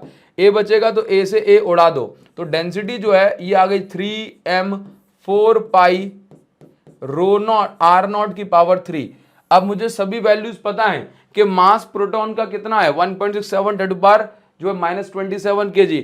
4 की वैल्यू रखो, पाई की वैल्यू रखो, आर नॉट की वैल्यू 1.2 10 पावर -15 मीटर। जब हम इन सबको जो है सॉल्व करेंगे तो यहां पर फाइनली ये वैल्यू जो है निकल करके आती है। और इस वैल्यू में आप ये देख रहे हो कि जो कैपिटल ए है मतलब मास नंबर, ये तो है ही नहीं, मतलब जो डेंसिटी है ये मास नंबर पे डिपेंड नहीं कर रही है। क्लियर है? आप इसी फॉर्मूले को इस प्रकार से जो है हमने proper writing, proper written form में कैसे लिखना है वो भी आपको यहां पर बताया है। हमने आपको बताया कि डेंसिटी जो न्यूक्लियस की है उसका फॉर्मूला क्या है कि भाई न्यूक्लियस का मास अपॉन न्यूक्लियस का वॉल्यूम। न्यूक्लियस का टोटल मास होगा ma, तो उसकी जगह हमने लिखा ma। वॉल्यूम का फॉर्मूला होता है 4/3 पाई आर क्यूब, क्योंकि न्यूक्लियस जो है स्फेरिकल शेप में मानी जाती है। ठीक है, आर की जगह हम लिख सकते हैं R naught A to the power 1/3। जब हमने इसको सॉल्व किया तो ए से ए को कट्टू कट्टू कर दिया, जब इसको फाइनली यहाँ पे लिखा तो उस प्रकार से ये आ गया। तो डेंसिटी का ये फॉर्मूला बन गया। जब हमने सभी स्टैंडर्ड वैल्यूज यहाँ पे पुट की तो डेंसिटी का ये फॉर्मूला निकल के आता है। और यहां से ये बात प्रूव होती है कि भाई डेंसिटी जो है ये सभी के लिए सेम है और ये ऑर्डिनरी मैटर से बहुत ज्यादा स्ट्रॉन्गर या इसकी बड़ी वैल्यू है। ठीक है, चलिए यहां तक मैंने आपको ये बात समझा दी। उम्मीद करता हूं यहां तक आपको ये बात समझ में भी आई होगी। अब इसके बाद हम आगे बढ़ेंगे और हम समझेंगे कि भाई एटॉमिक मास यूनिट क्या होती है। एटॉमिक मास यूनिट देखो बहुत सिंपल सी बात है कि जैसी चीज नापनी है तौलनी है वैसी हम यूनिट का इस्तेमाल करते हैं। अगर मैं आपसे कह दूं कि भाई मुझे मेरी हाइट नापनी है तो आप मुझे मेरी हाइट को आप mm में नहीं बताओगे, आप सेंटीमीटर में नहीं बताओगे। आप बोलोगे सर आपकी हाइट होगी भाई 5 फीट 6 इंच के आसपास, 5 फीट 7 इंच के आसपास, 5 फीट 5 इंच, ऐसे कुछ बोलोगे। 5-6 है मेरी सही हाइट, ठीक है। सुनो जरा, हाँ अगर मैं आपसे कहूं कि भाई आपका जो है आपका खेत कितना बड़ा है, तो आप मुझे 100% उसको फीट में नहीं बताएंगे, फिर आप उसको बीघा में बताओगे, एकड़ में बताओगे, है ना, ऐसे कुछ बताओगे, हेक्टेयर में बताओगे, ठीक। अगर मैं आपसे कह दूं कि भाई साहब यहां से दिल्ली से मुंबई की दूरी कितनी है, तो आप 100% फीट में या बीघा में नहीं बताओगे, फिर आप मुझे बताओगे किसमें, किलोमीटर में बताओगे। तो बस यही बात मैं आपसे कह रहा हूं, माइल में बताओगे। तो मैं आपसे यही कह रहा हूं कि जैसी क्वांटिटी होती है उसके हिसाब से हम यूनिट का यूज करते हैं। जैसे लाइट की वेवलेंथ कितनी है, तो हम बताने को मीटर में ही बोल सकते हैं, लेकिन हम क्या बोलते हैं कि 4000 एंगस्ट्रॉम से लेकर के 7000 एंगस्ट्रॉम तक है, 400 नैनोमीटर से लेकर के 700 नैनोमीटर तक है, यही बोलते हैं। इसी प्रकार से अगर मास को, अगर बड़ा मास है तो हम उसको टन में, उससे थोड़ा छोटा है तो क्विंटल में, उससे थोड़ा छोटा है तो केजी में, और छोटा है तो ग्राम में, और अगर मास एक्सट्रीमली स्मॉल है, बहुत बहुत ज्यादा छोटा है, तो उसके लिए हम क्या यूज करते हैं, यूनिट, एटॉमिक मास यूनिट। मतलब न्यूक्लियन का, मतलब न्यूक्लियस के अंदर जो प्रोटॉन न्यूट्रॉन पाए जा रहे हैं, न्यूक्लियन का मास, प्रोटॉन का मास, जो है न्यूट्रॉन का मास, या फिर एटम का मास, जो मेजर करने के लिए या रिप्रेजेंट करने के लिए हम जिस यूनिट का इस्तेमाल करते हैं उसको हम बोलते हैं एटॉमिक मास यूनिट। क्या बोलते हैं, एटॉमिक मास यूनिट। क्लियर है। इसको हम शॉर्ट में प्यार से एएमयू या फिर जो है इसको और प्यार से यू भी लिख देते हैं, जैसे किलोग्राम को केजी लिखते हैं वैसे एएमयू या फिर इसको यू लिख देते हैं। क्लियर है। अच्छा सर 1 एएमयू कितना होता है, तो कैसे पता, जैसे 1 केजी, 1 केजी का बांट मुझे पता है कि हाँ भी इतना होता है। सर 1 एएमयू कितना होता है, तो याद रखिए 1 एएमयू या फिर 1 यूनिट जो मास है इसको हम बोलते हैं कि भाई C12 एटम, कार्बन 12 एटम के रेफरेंस से इसको डिफाइन किया जाता है। C12 एटम का जो भी मास है उसका 12th पार्ट जो है ये कहलाता है 1 एएमयू। C12 एटम का जो मास है उसका 12th पार्ट जो है ये 1 एएमयू कहलाता है। मतलब C12 एटम का जितना भी मास है उसका 12वां हिस्सा अगर आप निकालेंगे, बहुत छोटा सा आएगा, वही 1 एएमयू कहलाता है। 1 एएमयू की अगर मैं बात करूं तो आप यहां पर देखेंगे कि इसकी वैल्यू केजी में 10 to the power -27 kg, 1.66 10 to the power -27 kg है।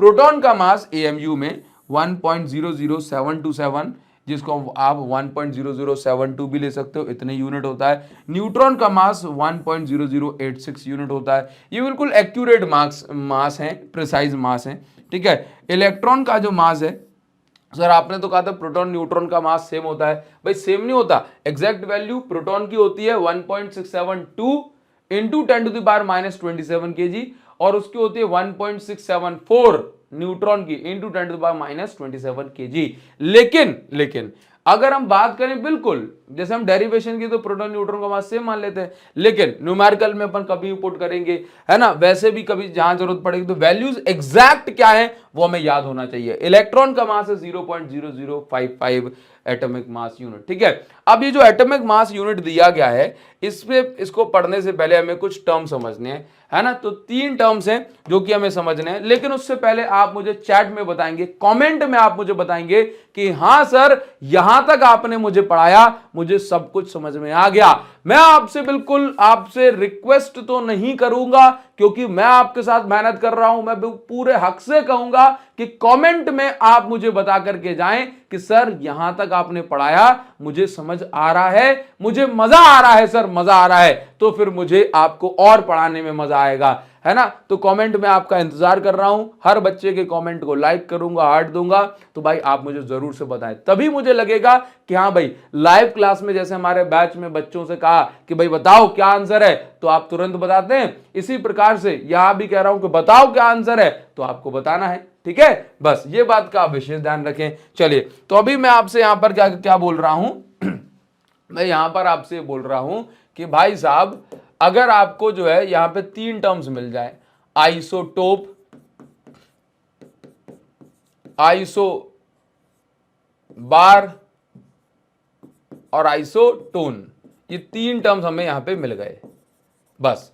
तो आइसोटोप, आइसोटोन और आइसोबार, बस एक बात याद रखो, जब हम बोल रहे हैं, इसको प्रोनाउंस कर रहे हैं, ठीक है, मैंने शॉर्ट में भी इसको अपने यूट्यूब शॉर्ट्स में पढ़ा हुआ है, जब हम इसको प्रोनाउंस कर रहे हैं तो आइसोटोप, पा पा पा पा पा पा वर्ड डोमिनेंट है, पा जो अल्फाबेट है। आइसोटोप, प मतलब प्रोटॉन, ठीक है। तो आइसोटोप मतलब जिनके पास सेम नंबर ऑफ प्रोटॉन होंगे, उन एटम्स को हम क्या बोलेंगे, सेम नंबर ऑफ जिनके पास प्रोटॉन होंगे उनको हम क्या बोलेंगे भाई, ये आइसोटोप है। क्या है? आइसोटोप है, ठीक है। अच्छा, आइसोटोन, ना ना ना ना ना, आइसोटोन। तो आइसोटोन की बात की जा रही है कि भाई आइसोटोन क्या होता है, तो जिनके पास वो एटम जिनके पास सेम नंबर ऑफ जो है न्यूट्रॉन होते हैं उनको हम बोलते हैं आइसोटोन, ठीक है। अच्छा, आइसो बार क्या होता है बच्चों, तो बार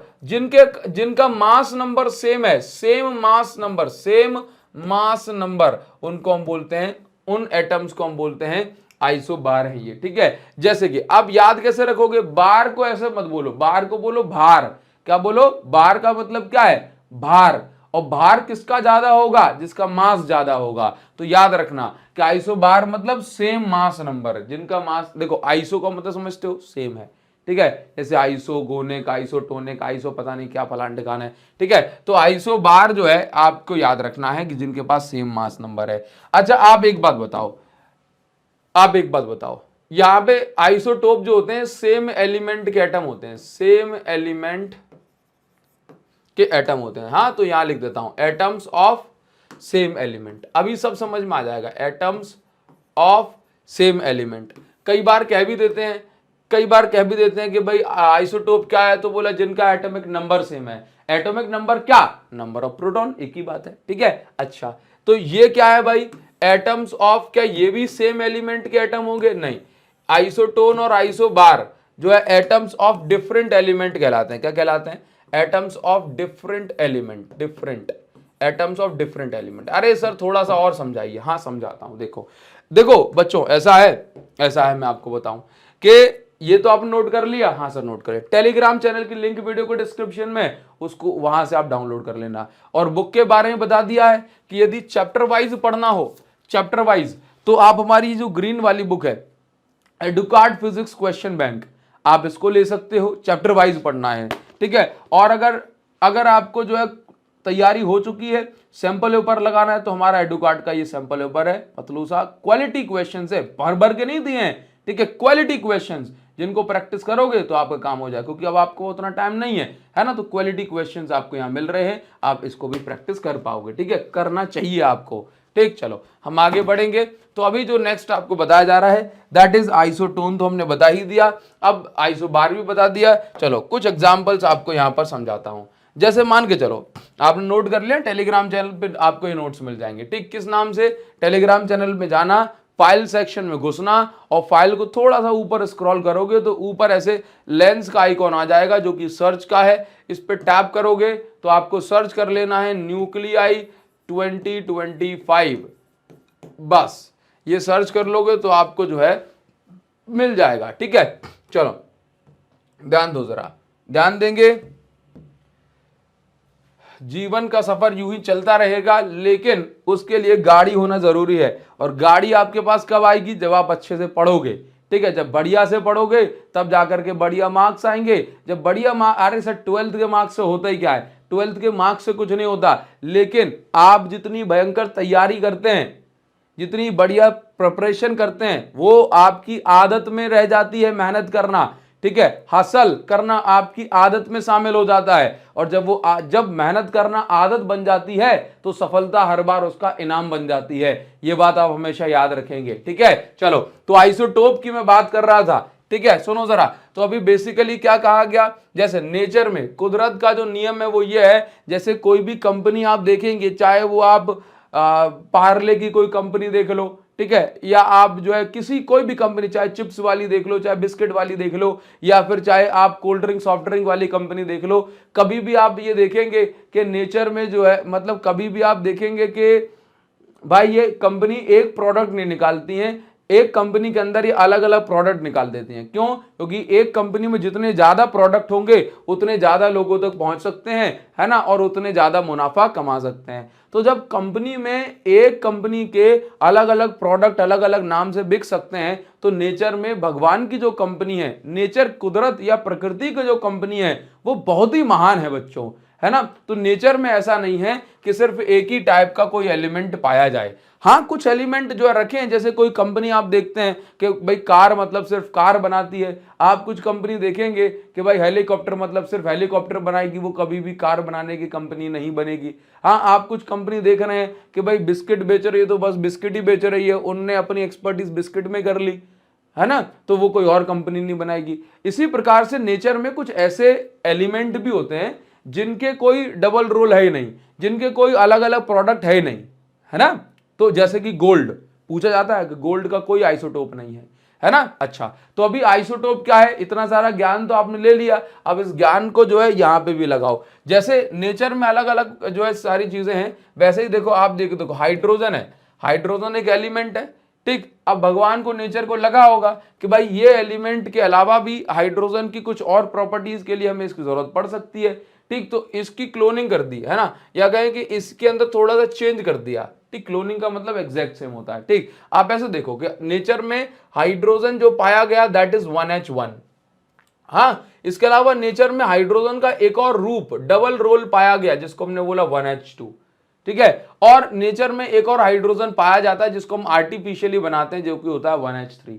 इसको हम बोलते हैं प्रोटियम, इसको हम बोलते हैं ड्यूट्रॉन, और इसको हम बोलते हैं ट्रिटियम। ये हमने पढ़ा है, ठीक है। आपका इसके अंदर क्या होता है, बस एक प्रोटॉन, ओनली 1 प्रोटॉन, ठीक है। इसके अंदर क्या होता है, 1 प्रोटॉन और 1 न्यूट्रॉन, ठीक है। इसके अंदर क्या होता है, 1 प्रोटॉन और 2 न्यूट्रॉन, ठीक है। तो अब आप यहां पर थोड़ी सी अपनी बुद्धि का इस्तेमाल करें। क्या कह रहे हो, क्या कह रहे हो, नहीं है ऐसा मत बोलो यार, ठीक है, थोड़ी सी बुद्धि का इस्तेमाल करो। अच्छा, नीचे जो लिखा होता है हमेशा, देखो मैं ABCD लिखता था बचपन में, तो ABCDEFGHI और ऐसे डॉट डॉट डॉट डॉट, और मैं देखता था कि यहाँ पे X Y और Z, तो मैं ऐसे याद रखता था कि भाई ABCD में A ऊपर आता है और Z नीचे आता है। तो इसी प्रकार से जब मैंने पढ़ना सीखा 11th क्लास में, तो मैंने यहाँ पर पढ़ा कि भाई साहब ये ऊपर जो है लिखा जाता है, हमेशा लिखा जाता है ऊपर मास नंबर और नीचे लिखा जाता है नंबर ऑफ प्रोटॉन, ठीक है, क्योंकि वो ABCD के सीक्वेंस से मुझे कंफ्यूजन होती थी, मैंने याद रख लिया, ठीक। तो इसका मतलब ऊपर जो नीचे जो लिखा है that is number of proton. तो भाई इसके अंदर, इन तीनों के अंदर आप एक चीज नोटिस करेंगे जो कि कॉमन है, वो क्या है, नंबर ऑफ प्रोटॉन। क्या है, नंबर ऑफ प्रोटॉन, मतलब इसमें कितने प्रोटॉन की संख्या है वो डिसाइड करता है कि भाई साहब कितने जो है इसका एटॉमिक नंबर बन रहा है, ठीक है। जैसे मैं आपसे एक बार फिर कह देता हूं कि एटॉमिक नंबर जिसका सेम होगा, जिसके नंबर ऑफ प्रोटॉन सेम होंगे, उनको हम आइसोटोप बोलेंगे। तो आप ये देख रहे हो कि हाइड्रोजन के ट्रिपल रोल हैं, 3 रोल हैं हाइड्रोजन के। इन तीनों के अंदर आप देखेंगे कि प्रोटॉन तो तीनों के अंदर एक एक है, लेकिन इसके अंदर 0 न्यूट्रॉन है, इसके अंदर 1 न्यूट्रॉन है, इसके अंदर 2 न्यूट्रॉन है। भाई ऊपर जो लिखा है दैट इज प्रोटॉन न्यूट्रॉन दोनों को मिला के, तो एक प्रोटॉन है तो बाकी क्या बचे, न्यूट्रॉन बचे, है ना। ऊपर वाले में से नीचे वाले को घटा देंगे तो नंबर ऑफ न्यूट्रॉन निकल के आएंगे। तो आइसोटोप में तो हम इन तीनों हाइड्रोजनों को क्या बोल रहे हैं, इन तीनों एटम को हम क्या बोल रहे हैं कि भाई साहब ये क्या है, आइसोटोप हैं। क्या है, आइसोटोप, क्योंकि इन तीनों के अंदर प्रोटॉन तो सेम है लेकिन न्यूट्रॉन अलग अलग है ना। इसके अलावा आप ये देखें कि अगर मैं बात करूं कि कार्बन, तो कार्बन भी अलग अलग रूप में पाया जाता है, 6C12, 6C13, 6C14, ये कार्बन है। तो आप ये देख रहे हैं कि भाई तीनों में क्या कॉमन है, तो तीनों में आप ये देख रहे हैं कि Z इज इक्वल टू, मतलब नंबर ऑफ प्रोटॉन कितने हैं, 6 हैं। पहले वाले में नंबर ऑफ न्यूट्रॉन कितने हैं, 6, ठीक है। ये नंबर ऑफ न्यूट्रॉन कितने हैं, 7, 13 में 6 घटा दो, इसमें कितने हैं, 8 न्यूट्रॉन है। तो आप यहां पर देखो कि यहां पर क्या सेम है, तो सेम है नंबर ऑफ प्रोटॉन, और क्या अलग है, नंबर ऑफ न्यूट्रॉन। तो जिनका प्रोटॉन का की संख्या या फिर एटॉमिक नंबर जो है सेम होता है, उन सभी एटम को हम क्या बोलते हैं, आइसोटोप बोलते हैं। तो आइसोटोप में आप देख रहे हो कि एटम कैसे हैं, एटम तो अलग अलग वाले हैं, लेकिन एलिमेंट कैसे हैं, तीनों हाइड्रोजन है, तीनों कार्बन है, तो एलिमेंट सेम है। तो वही चीज तो बोली, atoms of same element, same element के एटम जिनके अंदर प्रोटॉन की संख्या तो सेम होगी लेकिन न्यूट्रॉन की संख्या, नंबर ऑफ न्यूट्रॉन ये अलग अलग होगा, उसको हम बोलते हैं आइसोटोप, ठीक है। अब चलो मैं आपको ये बताता हूं कि मैं आपसे कुछ सवाल पूछता हूं, उसका जवाब आप मुझे देंगे, ठीक है। जैसे मैंने आपके सामने यहां पर ये लिख दिया कि कार्बन, देखो फिर से वही बात, कार्बन ऐसा नहीं है कि सिर्फ आपका जो है 6C12 में ही पाया जा रहा है, 6C14 कार्बन इस रूप में भी पाया जाता है, ठीक है।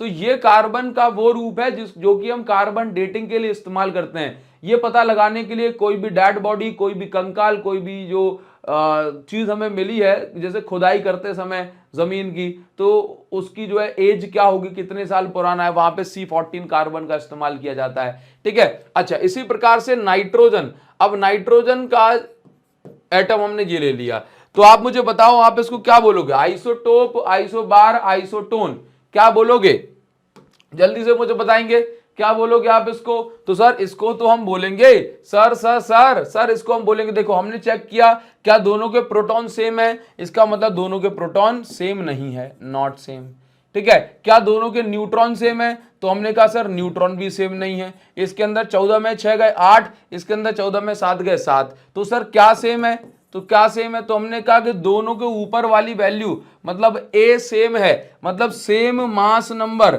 सेम मास नंबर, और अगर सेम मास नंबर हो तो क्या कहलाता है, बोलो जरा बच्चों, क्या कह रहे हो, गूंगे क्यों हो गए, बोलते क्यों नहीं हो, बोलना चाहिए तुमको, ठीक है। अगर कुछ गलत पढ़ा देंगे तो आप अभी अभी चैट सेक्शन में, कमेंट सेक्शन में आक्रमण कर दोगे, बोला आक्रमण, ठीक है। लेकिन यहां पर क्यों आप जो है नहीं बोलते हो, चैट में जल्दी से लिख करके बताया करो। चलो आप इसको बताओ जरा, इसको आप बताएंगे 6C14, चलो मैंने यहां बोल दिया, ठीक है, या चलो मैंने यहां बोल दिया 6C13, और यहां बोल दिया N, और ये 14 और ये 7, चलिए जरा तो बताओ यहां पर क्या सेम है। तो हमने कहा कि भाई देखो, हमने कहा कि ये इसके अंदर जो है, इसके अंदर जो है इसके अंदर क्या है कि भाई प्रोटॉन तो सेम नहीं है, इसमें 6 इसमें 7, क्या इसके अंदर न्यूट्रॉन सेम है, हाँ 13 में 6 गए तो 7 बचेंगे, 14 में 7 गए तो भी 7 बचेंगे, ठीक है। तो आप यहां पर देखो ये दोनों क्या है, दोनों के अंदर कितने न्यूट्रॉन है, इन दोनों के अंदर 7 न्यूट्रॉन है, 7 न्यूट्रॉन, इन दोनों के अंदर 7 न्यूट्रॉन है, तो ये क्या कहलाए, ये कहलाए आइसोटोन, क्या कहलाए, ये कहलाए आइसोटोन। बताओ जरा क्या इतनी बात भेजे में घुस रही है, हाँ सर बिल्कुल खाली सा है, चली गई आराम से, हाँ बात समझो। तो ये बात आपको समझ में आ गई सर, तो क्या ऐसा है कि सब आइसोटोप, आइसोटोन, आइसोबार होंगे ही नहीं, बिल्कुल नहीं है। अब मैं इसको बोल दूं ये कि भाई 7 9 14 है, ठीक है, और ये 20C40 है, अब इन दोनों के बीच में तो कोई रिलेशन नहीं हो रहा, ना तो नंबर ऑफ प्रोटॉन सेम है, ठीक है, ना तो इसका जो है मास नंबर सेम है, और ना ही नंबर ऑफ न्यूट्रॉन सेम है, तो कोई रिलेशन नहीं है भाई, ये इन दोनों का एक दूसरे से कोई लेना देना नहीं है। तो इसी प्रकार से आप यहाँ पे आइसोटोन की डेफिनेशन, एग्जाम्पल जो है जब PDF अपलोड करूंगा तो उसमें ऐड कर दूंगा, आइसोबार की डेफिनेशन हो गई। चलिए ये सारा चीजें पढ़ने के बाद अब हम आ जाते हैं मास डिफेक्ट की ओर, ठीक है, आगे बढ़ जाते हैं। देखिए अभी हमें पढ़ना है भाई मास डिफेक्ट, काफी इंपॉर्टेंट टॉपिक है मास डिफेक्ट, तो इसकी कहानी को थोड़ा जानते हैं, और इसके लिए मैं आपको थोड़ा सा बैक स्लाइड पर लेकर के चलूंगा, और मैं आपसे बस इतनी बात कहता हूं कि जैसे मान के चलो कि मेरे पास एक प्रोटॉन है, और इस प्रोटॉन का मास हम मान लेते हैं लेट से 10 ग्राम। अरे सर इतना बड़ा प्रोटॉन, हाँ सर कहां से आया इतना बड़ा प्रोटॉन, भाई मान लिया सिंप्लिसिटी के लिए, ठीक है, कि एक प्रोटॉन का मास मान लेते हैं 10 ग्राम है, और दूसरे एक है मेरे पास न्यूट्रॉन, और न्यूट्रॉन का मास भी हम मान लेते हैं लगभग 10 ग्राम है, ठीक है। अरे सर आप जो है ऐसी बातें मत करा करो कि 10-10 ग्राम, अरे आप मान लो, आपको क्या जाता है बताओ, हाँ। तो अगर मैं आपसे कहूं कि 10 ग्राम का प्रोटॉन है, 10 ग्राम का न्यूट्रॉन है, तो इन दोनों का टोटल मास कितना हुआ, इन दोनों का टोटल मास कितना हुआ सर, 20 ग्राम हुआ, ठीक है। तो अगर मैं इनको अकेला रख रहा हूं ना तो 20 ग्राम है, लेकिन इन दोनों को जैसे ही जो है एक न्यूक्लियस के फॉर्म में हमने कन्वर्ट कर दिया, इन दोनों को हमने चिपका दिया, तो न्यूक्लियस बनने के बाद ये जो प्रोटॉन और न्यूट्रॉन का मास 20 ग्राम होना चाहिए था, लेकिन ये कितना बना, 19.5 ग्राम बना, कितना बना, 19.5 ग्राम। अरे सर आधे ग्राम का घपला कर दिया, भाई आधे ग्राम का घपला मैंने नहीं किया, नेचर ने करा है, उसको बोलो जो तुमको बोलना है, ठीक है। सर ये 10 ग्राम और 10 ग्राम जब ये अकेले थे तो ये 20 ग्राम होते थे, लेकिन जब ये साथ में आ गए तो 0.5 ग्राम का जो है यहां पे डिफेक्ट आ गया, 0.5 ग्राम की एरर आ गई, है ना। तो जो 0.5 ग्राम का डिफेक्ट आया है उसी को हम बोलते हैं मास डिफेक्ट। क्या बोलते हैं? इसी को हम बोलते हैं मास डिफेक्ट। सर ये 0.5 ग्राम का जो डिफेक्ट है ये क्यों आया है? तो आप एक बात समझो कि जब प्रोटॉन और न्यूट्रॉन अलग अलग होते हैं तो ये अनस्टेबल होते हैं, ठीक है। जब ये साथ में आते हैं, चिपक जाते हैं, तो ये स्टेबल की ओर पहुंच जाते हैं, ठीक है। तो यहां पर जब ये दोनों साथ में आते हैं तो इनका कुछ मास जो है ये एनर्जी के फॉर्म में कन्वर्ट हो जाता है, क्योंकि आइंस्टाइन का ये कहना था, ठीक है, कि मास जो है वो अलग नहीं है, मास एक प्रकार की एनर्जी ही है जो कि एनर्जी के फॉर्म में कन्वर्ट की जा सकती है, और एनर्जी को भी हम मास के फॉर्म में कन्वर्ट कर सकते हैं। हालांकि एनर्जी को मास के फॉर्म में कैसे कन्वर्ट करेंगे इस पर अभी भी डिस्कशन जारी है, लेकिन मास को एनर्जी के फॉर्म में कन्वर्ट किया जा सकता है, और मास एक प्रकार की एनर्जी ही है, एनर्जी का फॉर्म है। यह बात आइंस्टाइन ने कही थी, ठीक है। तो 10 ग्राम प्लस 10 ग्राम मिलकर के 20 ग्राम बनते, है ना। लेकिन जब ये एक न्यूक्लियस बनी तो जब भी न्यूक्लियस का फॉर्मेशन होगा कुछ मास एनर्जी के फॉर्म में निकल जाएगा, और उस एनर्जी के फॉर्म में कन्वर्जन होने के कारण कुछ मास की कमी आ जाएगी, उसी को हम बोलते हैं मास डिफेक्ट। क्या बोलते हैं? Mass defect. और आप ये समझ गए कि इसको हम डेल्टा एम से रिप्रेजेंट करते हैं, ठीक है। एक बार फिर, पहले इन दोनों का मास ज्यादा था, जब जोड़ा तो जब भी न्यूक्लियस का फॉर्मेशन होगा कुछ मास हमेशा एनर्जी के फॉर्म में कन्वर्ट हो जाएगा, एनर्जी बाहर निकल गई, मास घट गया, और जो मास की कमी आई उसको हमने बोला मास डिफेक्ट, ठीक है। अब मान लेते हैं कि अगर मुझे न्यूक्लियॉन्स को, मतलब इन प्रोटॉन न्यूट्रॉन को अलग करना है, ठीक है, तो जितनी एनर्जी निकल गई ना, अगर मैं उतनी ही एनर्जी इसको वापस दे दूंगा तो ये अलग अलग हो जाएंगे। क्या हो जाएंगे? अलग अलग हो जाएंगे। तो जितनी एनर्जी देने से प्रोटॉन न्यूट्रॉन अलग अलग हो जाते हैं, न्यूक्लियन अलग अलग हो जाते हैं, या फिर न्यूक्लियस में से न्यूट्रॉन प्रोटॉन को अलग कर दिया जाता है, उतनी एनर्जी को हम बोलते हैं बाइंडिंग एनर्जी। क्या बोलते हैं? Binding energy. एक बार फिर, हाँ ठीक है, पहले दोनों अलग अलग थे, ज्यादा मास था, एक न्यूक्लियस बने, कुछ मास एनर्जी के फॉर्म में कन्वर्ट हो गया तो मास डिफेक्ट आ गया। अब जितना मास एनर्जी के फॉर्म में कन्वर्ट हो गया, यानी कि उतनी एनर्जी यहां से रिलीज हो गई, अब अगर उतनी ही एनर्जी आप इसको वापस दे दोगे तो ये न्यूक्लियन फिर से सेपरेट हो जाएंगे, अलग हो जाएंगे, है ना। तो उतनी एनर्जी को हम क्या बोलते हैं? Binding energy. मतलब बाइंडिंग एनर्जी देने से जो न्यूक्लियन थे वो क्या हो गए? सेपरेट हो गए, और ये यहां पर जो है इस एनर्जी को हमने बोला बाइंडिंग एनर्जी, ठीक है। अब सुनते हैं जरा मास डिफेक्ट का फॉर्मूला क्या। तो मास डिफेक्ट का बहुत सिंपल सा फॉर्मूला होता है दोस्तों इसका फॉर्मूला होता है कि प्रोटॉन का मास जोड़ दो प्लस न्यूट्रॉन का मास जोड़ दो, और जो भी टोटल मास बना है न्यूक्लियस का उसको घटा दो। अब प्रोटॉन कितने होते हैं? Z, एक एटम में Z प्रोटॉन पाए जाते हैं। न्यूट्रॉन कितने होते हैं टोटल? A minus Z। और न्यूक्लियस का जो भी मास है बस वो आप घटा देंगे तो आपको मिल जाएगा मास डिफेक्ट। क्या मिल जाएगा? Mass defect. मतलब प्रोटॉन का टोटल मास प्लस न्यूट्रॉन का टोटल मास माइनस जो न्यूक्लियस बनी है उसका जो है आप मास करेंगे तो आपको मिलेगा मास डिफेक्ट। क्या मिलेगा? Mass defect. और अगर बाइंडिंग एनर्जी निकालनी है तो मास डिफेक्ट में आप जो है सी स्क्वायर का इंटू कर दें तो मास डिफेक्ट आपको मिल जाएगा, ठीक है। चलो भाई, आइंस्टाइन की equation E is equal to M C square, बस वहीं से ये इंस्पायर्ड है। चलो तो पहले मास डिफेक्ट क्या होता है वो समझाते हैं, और कैसे इसको कैलकुलेट करेंगे वो भी आपको समझाते हैं। तो mass defect the difference between sum of masses of nucleon, मतलब जो न्यूक्लियन है प्रोटॉन न्यूट्रॉन उनका आप जो है मासेस का सम करेंगे, जोड़ देंगे, और पूरी न्यूक्लियस का मास जो है घटा देंगे, तो जो बचेगा that will B mass defect, ठीक है। चलिए, और इसका फॉर्मूला हमने ये बना लिया, क्लियर है। बाइंडिंग एनर्जी हमने सिखाई थी आपको कि भाई बाइंडिंग एनर्जी क्या है, कि जितनी एनर्जी न्यूक्लियस में से न्यूक्लियन को निकालने में लगती है, हाँ, energy required to separate nucleons, energy required to separate nucleons is called binding energy, ठीक है। और क्या लिखा है? Up to infinite distance. Infinite distance का मतलब यह है कि न्यूक्लियंस को इतना अलग कर देना है कि दोबारा से चिपक ना जाए, ठीक है। चलो, तो बाइंडिंग एनर्जी क्या है? It is the energy required to separate nucleons to infinite distance is called binding energy, ठीक है। बाइंडिंग एनर्जी कितनी मिलेगी? हमें E is equal to M C square के रिलेशन से मिल जाता है। M क्या है? Mass C square speed of light का स्क्वायर है। तो बाइंडिंग एनर्जी कितना मास एनर्जी के फॉर्म में कन्वर्ट होता है, जितना मास डिफेक्ट आ गया हो। ठीक है, तो बाइंडिंग एनर्जी का ये फॉर्मूला बन गया, क्लियर, डेल एम इंटू सी स्क्वायर।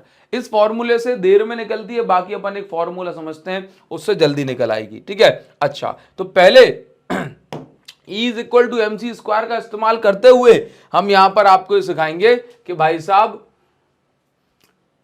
के 1 एटॉमिक मास यूनिट में कितनी एनर्जी हमें मिलती है। उसके बाद मास डिफेक्ट का हम जो है क्वेश्चन करेंगे। देखिए, तो अगर मैं आपसे कहूं 1 AMU को एनर्जी में कन्वर्ट करेंगे तो कितनी एनर्जी आपको मिलेगी, तो भाई मास कितना है 1 AMU। अब मैं इसको ऐसा यूनिट में पहले कन्वर्ट करना पड़ेगा, तो 1.66 into 10 to the power -27 kg। ठीक है, ये हो गया। c क्या होता है, speed of light. Speed of light की एग्जैक्ट जो वैल्यू है दैट इज 2.9987 करके कुछ है। ठीक है, तो आप इसको ऐसे लिख लेंगे, into 10 to the power -27, sorry in 10 to the power ये आपका 8 मीटर पर सेकेंड। ठीक है, अच्छा इसके बाद क्या है कि आप यहां पे लगाओगे E is equal to M C square. ठीक है, E is equal to M की वैल्यू आपने यहां पर जो है ये वैल्यू पुट की, तो M की वैल्यू आपने यहां पुट कर दी M। C स्क्वायर की वैल्यू जब आप यहां रखोगे तो C स्क्वायर की वैल्यू आ गई है। ठीक है, जब आप इसको सॉल्व करोगे तो आपका जो आंसर निकल के आएगा that is 14.94 10 to the power -11 joule, ये आएगा। ठीक है, क्योंकि भाई मैं 2-3 बार बच्चों को पर डे पढ़ा रहा हूं तो ये वैल्यूज मुझे याद हैं। ठीक है, अब ये जूल में आ गया। अगर आप इसको इलेक्ट्रॉन वोल्ट में कन्वर्ट करोगे तो 14.94, आगे भी कुछ लिखा होगा 10⁻11 जूल को इलेक्ट्रॉन वोल्ट में कन्वर्ट करते हैं तो इतनी वैल्यू का 1.10⁻19 का डिवाइड कर देते हैं, ये इलेक्ट्रॉन वोल्ट में कन्वर्ट हो गया। जब हम इसको डिवाइड करेंगे ना तो ये लगभग हमारा ऐसे हो सकता है 932 पॉइंट कुछ आ जाए, है ना, 933 के आसपास आ जाए। लेकिन जो एग्जैक्ट वैल्यू जो बाइंडिंग एनर्जी की होती है ये हो जाती है आपकी, ये इतनी निकल के आएगी 9.31 10 टू द पावर, ये देखो ये कैंसिल होगा तो माइनस का 8 बचेगा ऊपर, जो कि ऊपर जाके प्लस का 8 हो जाएगा। ठीक,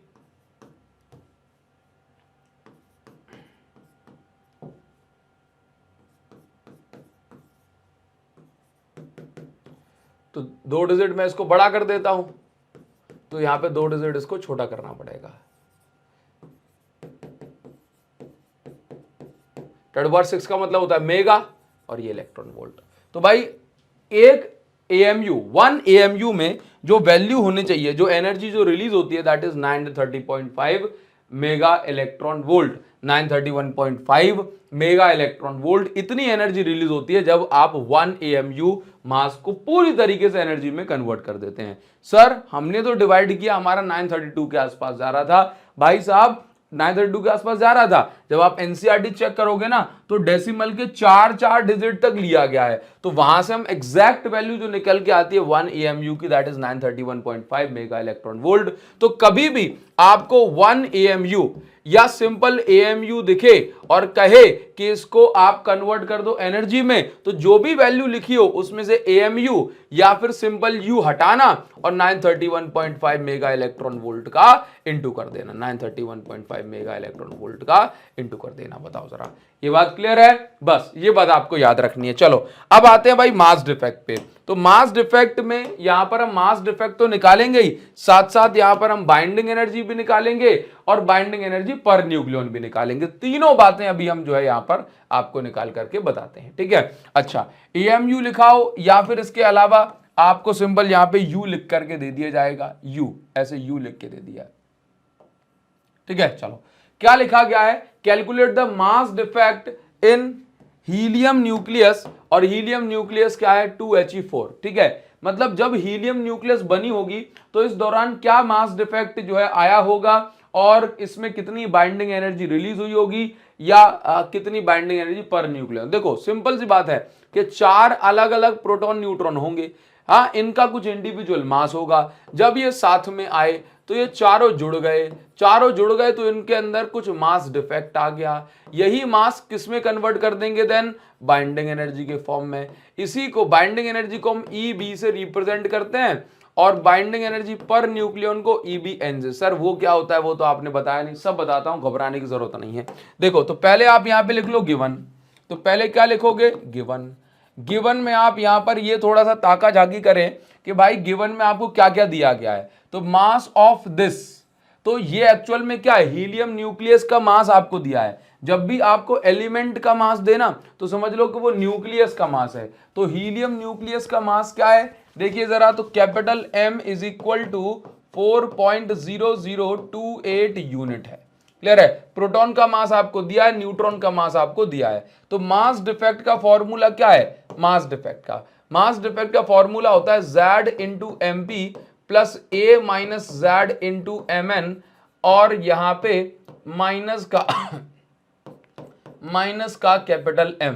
ठीक है। अच्छा, इसके बाद क्या है, आप यहां पर देखो, जो नीचे लिखा है वो Z है, जो ऊपर लिखा है वो A है। तो A माइनस Z इस प्रकार से। तो delta M is equal to Z की वैल्यू कितनी है, Z की वैल्यू है 2 और MP की वैल्यू है प्रोटॉन का मास 1.0072। सर क्या मुझे ये वैल्यू लिखी हुई मिलेंगी, तो बच्चों आपको ये वैल्यू तो लिखी हुई मिलेगी, ये बात की तो श्योरिटी है। लेकिन प्रोटॉन और न्यूट्रॉन का जो मास है एस्ट्रोनॉमी, मतलब मैं कह रहा हूं एटॉमिक मास यूनिट AMU में, वो आपको याद रखना पड़ेगा। ठीक है, जो कि 1.00727 होता है, 1.0072 लेके चलेंगे। प्लस A माइनस Z कितना होगा, A की वैल्यू 4 है, Z की वैल्यू 2 है, तो A माइनस Z होगा 2, और 2 का इंटू हो जाएगा न्यूट्रॉन के मास से, जो कि है 1.0086। ठीक है। इसके बाद यहां पे माइनस साइन लगा है, और मास जो न्यूक्लियस का निकल के आ रहा है, न्यूक्लियस का मास कितना है, देखो जरा 4.0028।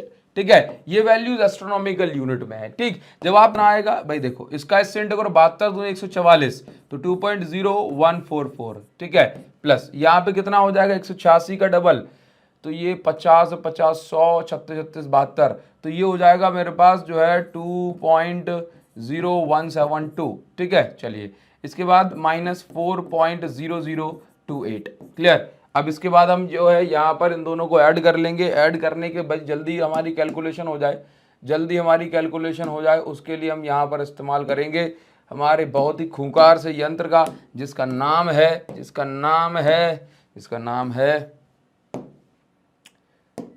कैलकुलेटर। तो 2.0144 प्लस 2.0172, ठीक है, प्लस माइनस कर देंगे 4.0028, दिस विल बी 0.0288, और काफी सारी जीरो हैं तो यहीं पर हम समाप्ति कर देते हैं और यहां पे लिख देते हैं, ऐसे यू बना देता हूं, डेल्टा एम इतना। अब देखो ये आपने क्या निकाल दिया, मास डिफेक्ट। अब मास डिफेक्ट के बाद क्या करना है, बाइंडिंग एनर्जी। तो बाइंडिंग एनर्जी का फॉर्मूला जो आप देखेंगे दैट इज कि भाई यू हटा दोगे तो क्या आ जाएगा, देखो एक तो आपके पास ये तरीका कि डेल्टा एम इंटू सी स्क्वायर करो, तो पहले जो डेल्टा एम है मास डिफेक्ट है उसको आपको केजी में कन्वर्ट करना पड़ेगा, फिर सी की वैल्यू आपको खतरनाक वाली पुट करनी पड़ेगी 2.998 स्पीड ऑफ लाइट की, जो एग्जैक्ट वैल्यू है, एग्जैक्ट, वैसे तो 300/8 मीटर पर सेकंड है। इसके बाद जूल में आंसर आएगा, फिर उसको इलेक्ट्रॉन वोल्ट में कन्वर्ट करोगे डिवाइड करके, फिर उसको मेगा इलेक्ट्रॉन वोल्ट में कन्वर्ट करना पड़ेगा। तो इतनी लंबी प्रोसेस को ना झेलते हुए बस हम क्या करेंगे कि ये 0.288 आपको दिख रहा है, बस इसकी जगह आप क्या करोगे 9, ये जो U है इसकी जगह 931.5 मेगा इलेक्ट्रॉन वोल्ट का हम इंटू कर देंगे। ठीक है, अब आपको कुछ भी नहीं करना, अब सिर्फ इतना सा काम है आपका कि अब आप इसी वैल्यू के अंदर 931.5 का इंटू करेंगे तो आपको को मिल रहा है 26.82 mega electron volt, 26.82 mega electron volt, ये आपको यहां पर मिल गया। ठीक है, अब यहां पर आप एक बात अपने दिमाग में, मस्तिष्क में बिठा करके रखें कि भाई साहब अगर आपको निकालना हो बाइंडिंग एनर्जी तो हमने निकाल ली, अब हमें निकालना है binding energy per nucleon. Sir ये बाइंडिंग एनर्जी पर न्यूक्लियन क्या होता है, देखो बच्चों अगर मैं आपसे कहूं कि 26.82 ये जो है ये बाइंडिंग एनर्जी है पूरे न्यूक्लियस की, मतलब चारों न्यूक्लियस जब इकट्ठी हो गई होंगी तो इनको अलग करने के लिए हमें इतनी एनर्जी देनी पड़ेगी। लेकिन इस न्यूक्लियस में से एक न्यूक्लियन को बाहर निकालने के लिए कितनी एनर्जी देनी पड़ेगी, तो बाइंडिंग एनर्जी पर न्यूक्लियन का फॉर्मूला होता है कि जो भी binding energy, total binding energy में आप मास नंबर का डिवाइड कर दो। ठीक है, तो आप यहां देखेंगे कि ये कितना है 26.82, इसमें आप मास नंबर 4 का डिवाइड कर देंगे तो आप ये पाएंगे कि भाई साहब ये आंसर आ गया इसका 6.7 के आसपास। कितना आ गया 6.7 बाइंडिंग एनर्जी पर न्यूक्लियन होगी अगर हम ये वैल्यूज रखते हैं। ठीक है, हाँ अब आप एनसीईआरटी की एग्जैक्ट वैल्यूज के हिसाब से चलोगे ना तो डेसिमल के 5-5, 6-6 डिजिट तक उन्होंने लेकर के रखा है, तो ये इस वैल्यू में कुछ थोड़ा सा वेरी कर सकता है, 7 के आसपास भी गिर सकता है, लेकिन जो गिवन वैल्यूज है उसके हिसाब से हमने जो आंसर निकाला है दैट इज 100% करेक्ट, जिसमें आपको कुछ सोचना नहीं है। ठीक है, अब ऐसे मान के चलो कि ऐसा आपको इसका दिया है, अब हो सकता है कि भाई आपको जो है कैल्शियम का भी दे देते। ठीक है, तो आपको ऐसे लिख के दे देते कि भाई कैल्शियम की बाइंडिंग एनर्जी निकालो, मास डिफेक्ट निकालो। चलो तो एक काम करते हैं, आपको क्वेश्चन ही दे देते हैं, लिखो क्या, calculate the mass defect comma binding energy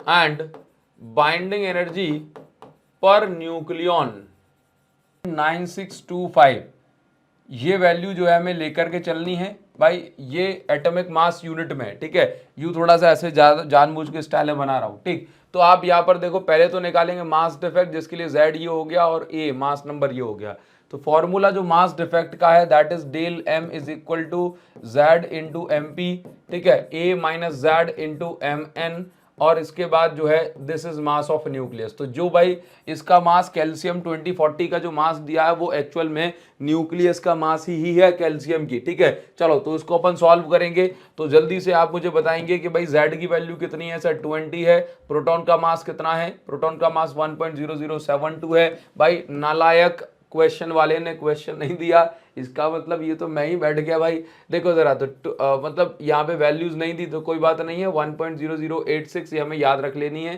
ठीक है, माइनस न्यूक्लियस का मास 39.9625। भाई देखो सिंपल सी बात है कि आपको जैसे अगर क्वेश्चन में 4 डिजिट तक दे दी ना तो 4 डिजिट में करना ही पड़ेगा, आप उसमें कुछ नहीं कर पाओगे। ये इसको अपन सॉल्व करेंगे 20.144 आएगा, 72 दूनी 144 होता है, 20 पॉइंट ये आ जाएगा मेरे पास 172 माइनस 39.9625। आप इसको सॉल्व करोगे तो ये कितना निकल के आ जाएगा, देखो 4 और 2 6, 4 और 7 11, और एक और एक 2 और एक 3, और ये 20 और 20 40, 40.316 माइनस 39.9625। अगर आप इसको जो है घटा देंगे तो पहले तो मैं इसको एक बार रीचेक कर लूँ, 20 का इंटू करना था मुझे 1.0086 के साथ, तो 20 पॉइंट इतना आ गया, इसमें मैंने जोड़ दिया 20.144, तो ये इतना हो गया 40.316। ठीक है, ये 3 थोड़ा सा अलग ही रॉब में भाग रहा है भाई, इसमें से माइनस कर दो 39.9625, ये जब हमने माइनस करा तो 0.3535 आ रहा है, कितना आ रहा है, del M is equal to 0.3535, और ये क्या है एटॉमिक मास यूनिट, क्या है एटॉमिक मास यूनिट। ठीक है, अब देखिए जरा ध्यान से एटॉमिक मास यूनिट, अब आपको क्या निकालनी है, अब आपको निकालनी है बाइंडिंग एनर्जी। क्या निकालनी है, अब आपको निकालनी है बाइंडिंग एनर्जी। तो देखिए जरा बहुत सिंपल सी बात है कि बाइंडिंग एनर्जी का को हम रिप्रेजेंट कर रहे हैं ईबी से। अब फिर से वही बात मैं दोबारा से रिपीट नहीं करूंगा, आप 0.3535 की जगह आप क्या कर दो, आप सिंपल इतना काम कर दो कि उसकी जगह तो ये रखना है, एटॉमिक मास यूनिट की जगह आप 931.5 का इंटू करके चलें मेगा इलेक्ट्रॉन वोल्ट में, तो आपका काम जो है हो जाएगा। इसका जब आप इंटू करोगे तो 329.23 ये निकल के आएगा। भाई दिन में जो है यही सवाल 4-4 बार हमने करवा दिया है, तो आप याद तो हो ही जाएगा। ठीक है, जब हम इसकी बाइंडिंग एनर्जी पर न्यूक्लियन निकालेंगे, बाइंडिंग एनर्जी पर न्यूक्लियन का अर्थ क्या है, देखो पहली चीज ये टोटल बाइंडिंग एनर्जी है, मतलब कैल्शियम के 40 न्यूक्लियन को अलग करने के लिए इतनी बाइंडिंग एनर्जी लगेगी, लेकिन 40 में से एक न्यूक्लियन को अलग करना है तो कैसे करेंगे, तो बाइंडिंग एनर्जी पर न्यूक्लियन का हम इस्तेमाल करेंगे। तो this is binding energy per nucleon, mass number का डिवाइड कर दिया तो 329.23 में जब हम मास नंबर का डिवाइड करेंगे 40 का डिवाइड करेंगे तो आंसर हमारा 8.23 के आसपास आ जाएगा, और यही हमारा जो है बाइंडिंग एनर्जी पर न्यूक्लियन कहलाएगी। क्या कहलाएगी, बाइंडिंग एनर्जी पर न्यूक्लियन। ठीक है, चलो इसके बाद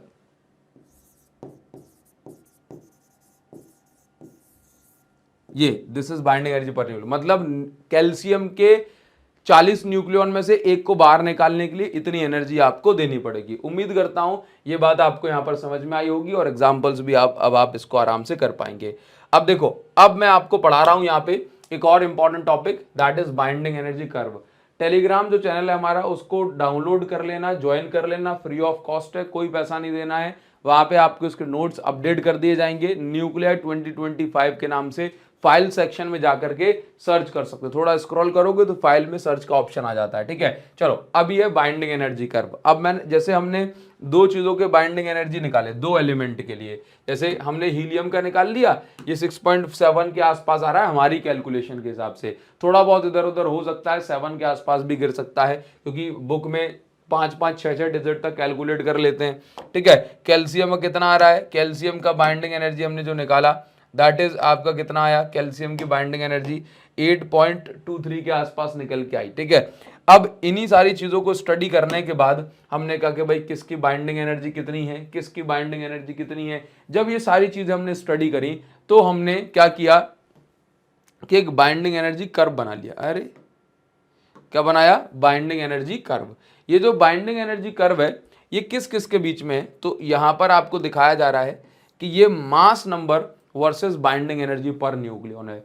मतलब हमने क्या किया कि अलग अलग सभी एलिमेंट की बाइंडिंग एनर्जी निकाली, उनको ऑब्जर्व करा, स्टडी किया और उन सभी की बाइंडिंग एनर्जी पर न्यूक्लियन जो है के लिए ग्राफ बना दिया। बाइंडिंग एनर्जी पर न्यूक्लियन का अर्थ ये होता है कि इस एलिमेंट से एक न्यूक्लियन निकालने में हमें इतनी एनर्जी देनी पड़ेगी। सो सिंपल, बहुत सिंपल है। ठीक है, जैसे मान के चलो किसी की binding energy 8.2 mega electron volt है, तो उसका अर्थ यह है कि उसके न्यूक्लियस से एक न्यूक्लियन निकालने में 8.2 मेगा इलेक्ट्रॉन वोल्ट एनर्जी की आवश्यकता होगी। तो ये बाइंडिंग एनर्जी कर्व यही हमें बताता है। बेसिकली बाइंडिंग एनर्जी कर्व जो है ये स्टेबिलिटी बताता है। It tells stability of element, कौन सा एलिमेंट कितना स्टेबल है, स्टेबिलिटी ऑफ एलिमेंट, कौन सा एलिमेंट कितना स्टेबल है ये हमें इस बात से पता पड़ता है। किस एलिमेंट को जल्दी तोड़ा जा सकता है, किस एलिमेंट को देर में तोड़ा जा सकता है, मतलब उसकी न्यूक्लियस को, ये हमें इस बाइंडिंग एनर्जी कर्व से पता पड़ता है। ठीक है, जैसे अगर हम यहाँ पे 118 एलिमेंट को हमने स्टडी करा तो हमने कुछ चीजें नोटिस की। जैसे कि हमने पहली बात ये नोटिस की कि देखो 1H1 का अर्थ क्या हुआ कि भाई इसके पास तो एक प्रोटॉन है तो इसको तो अलग करना नहीं है, इसकी तो बाइंडिंग एनर्जी 0 होगी। लेकिन अब हम बात करते हैं ड्यूट्रॉन से। देख रहे हो आप, ड्यूट्रॉन के पास एक प्रोटॉन न्यूट्रॉन। ठीक है, तो आप यहां पर देखो कि बाइंडिंग एनर्जी कितनी होगी, सोचो ना कि भाई बहुत कम होगी, आसानी से टूट जाएगा ना। तो आप यहां पर देखेंगे कि आसानी से टूट जाएगा, तो इसका मतलब इसकी बाइंडिंग एनर्जी बहुत कम है, तो हमने इसको नीचे रखा। ठीक है, इसके बाद 1H3 की बाइंडिंग एनर्जी थोड़ी ज्यादा होगी, ज्यादा एनर्जी लगेगी, तो हमने इसको ऊपर रखा।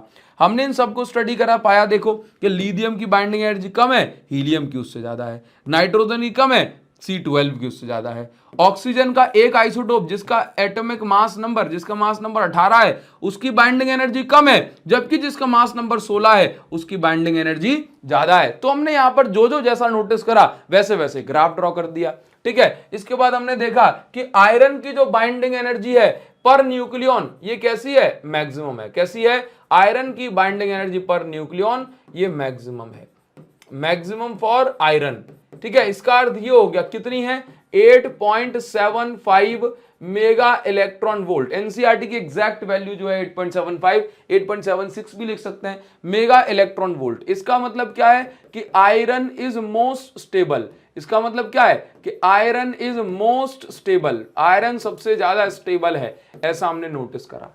ठीक है, अच्छा क्यों, क्योंकि इसकी बाइंडिंग एनर्जी पर न्यूक्लियन यदि सबसे ज्यादा है तो इसका अर्थ ये हो गया कि सबसे ज्यादा एनर्जी देंगे तब जाकर के आयरन का न्यूक्लियस जो है टूट सकता है, उसमें से एक न्यूक्लियन अलग हो सकता है। इसके बाद हमने इसी ग्राफ में ये नोटिस किया कि वो एलिमेंट जिनका मास नंबर छोटा है 30 से, और जिनका मास नंबर 30 से छोटा है लेकिन 170 से जो है बड़ा है, जिनका मास नंबर 170 से बड़ा है और 30 से छोटा है, वो उन सभी एलिमेंट के लिए जो बाइंडिंग एनर्जी पर न्यूक्लियन होगी EBN, ये कैसी होगी, ये होगी वेरी, या कहूं कि भाई स्लाइटली या कंपैरेटिवली लो होगी, या मैं इसको लोअर कह देता हूं। ठीक है, मतलब देखो अगर 170 से बड़ा है इसका मतलब किसी भी न्यूक्लियस का साइज जो है बहुत ज्यादा है, वो न्यूक्लियस भारी है, वो न्यूक्लियस अनस्टेबिलिटी में रहता है, थोड़ा सा डिस्टरबेंस किया जल्दी टूट जाएगा।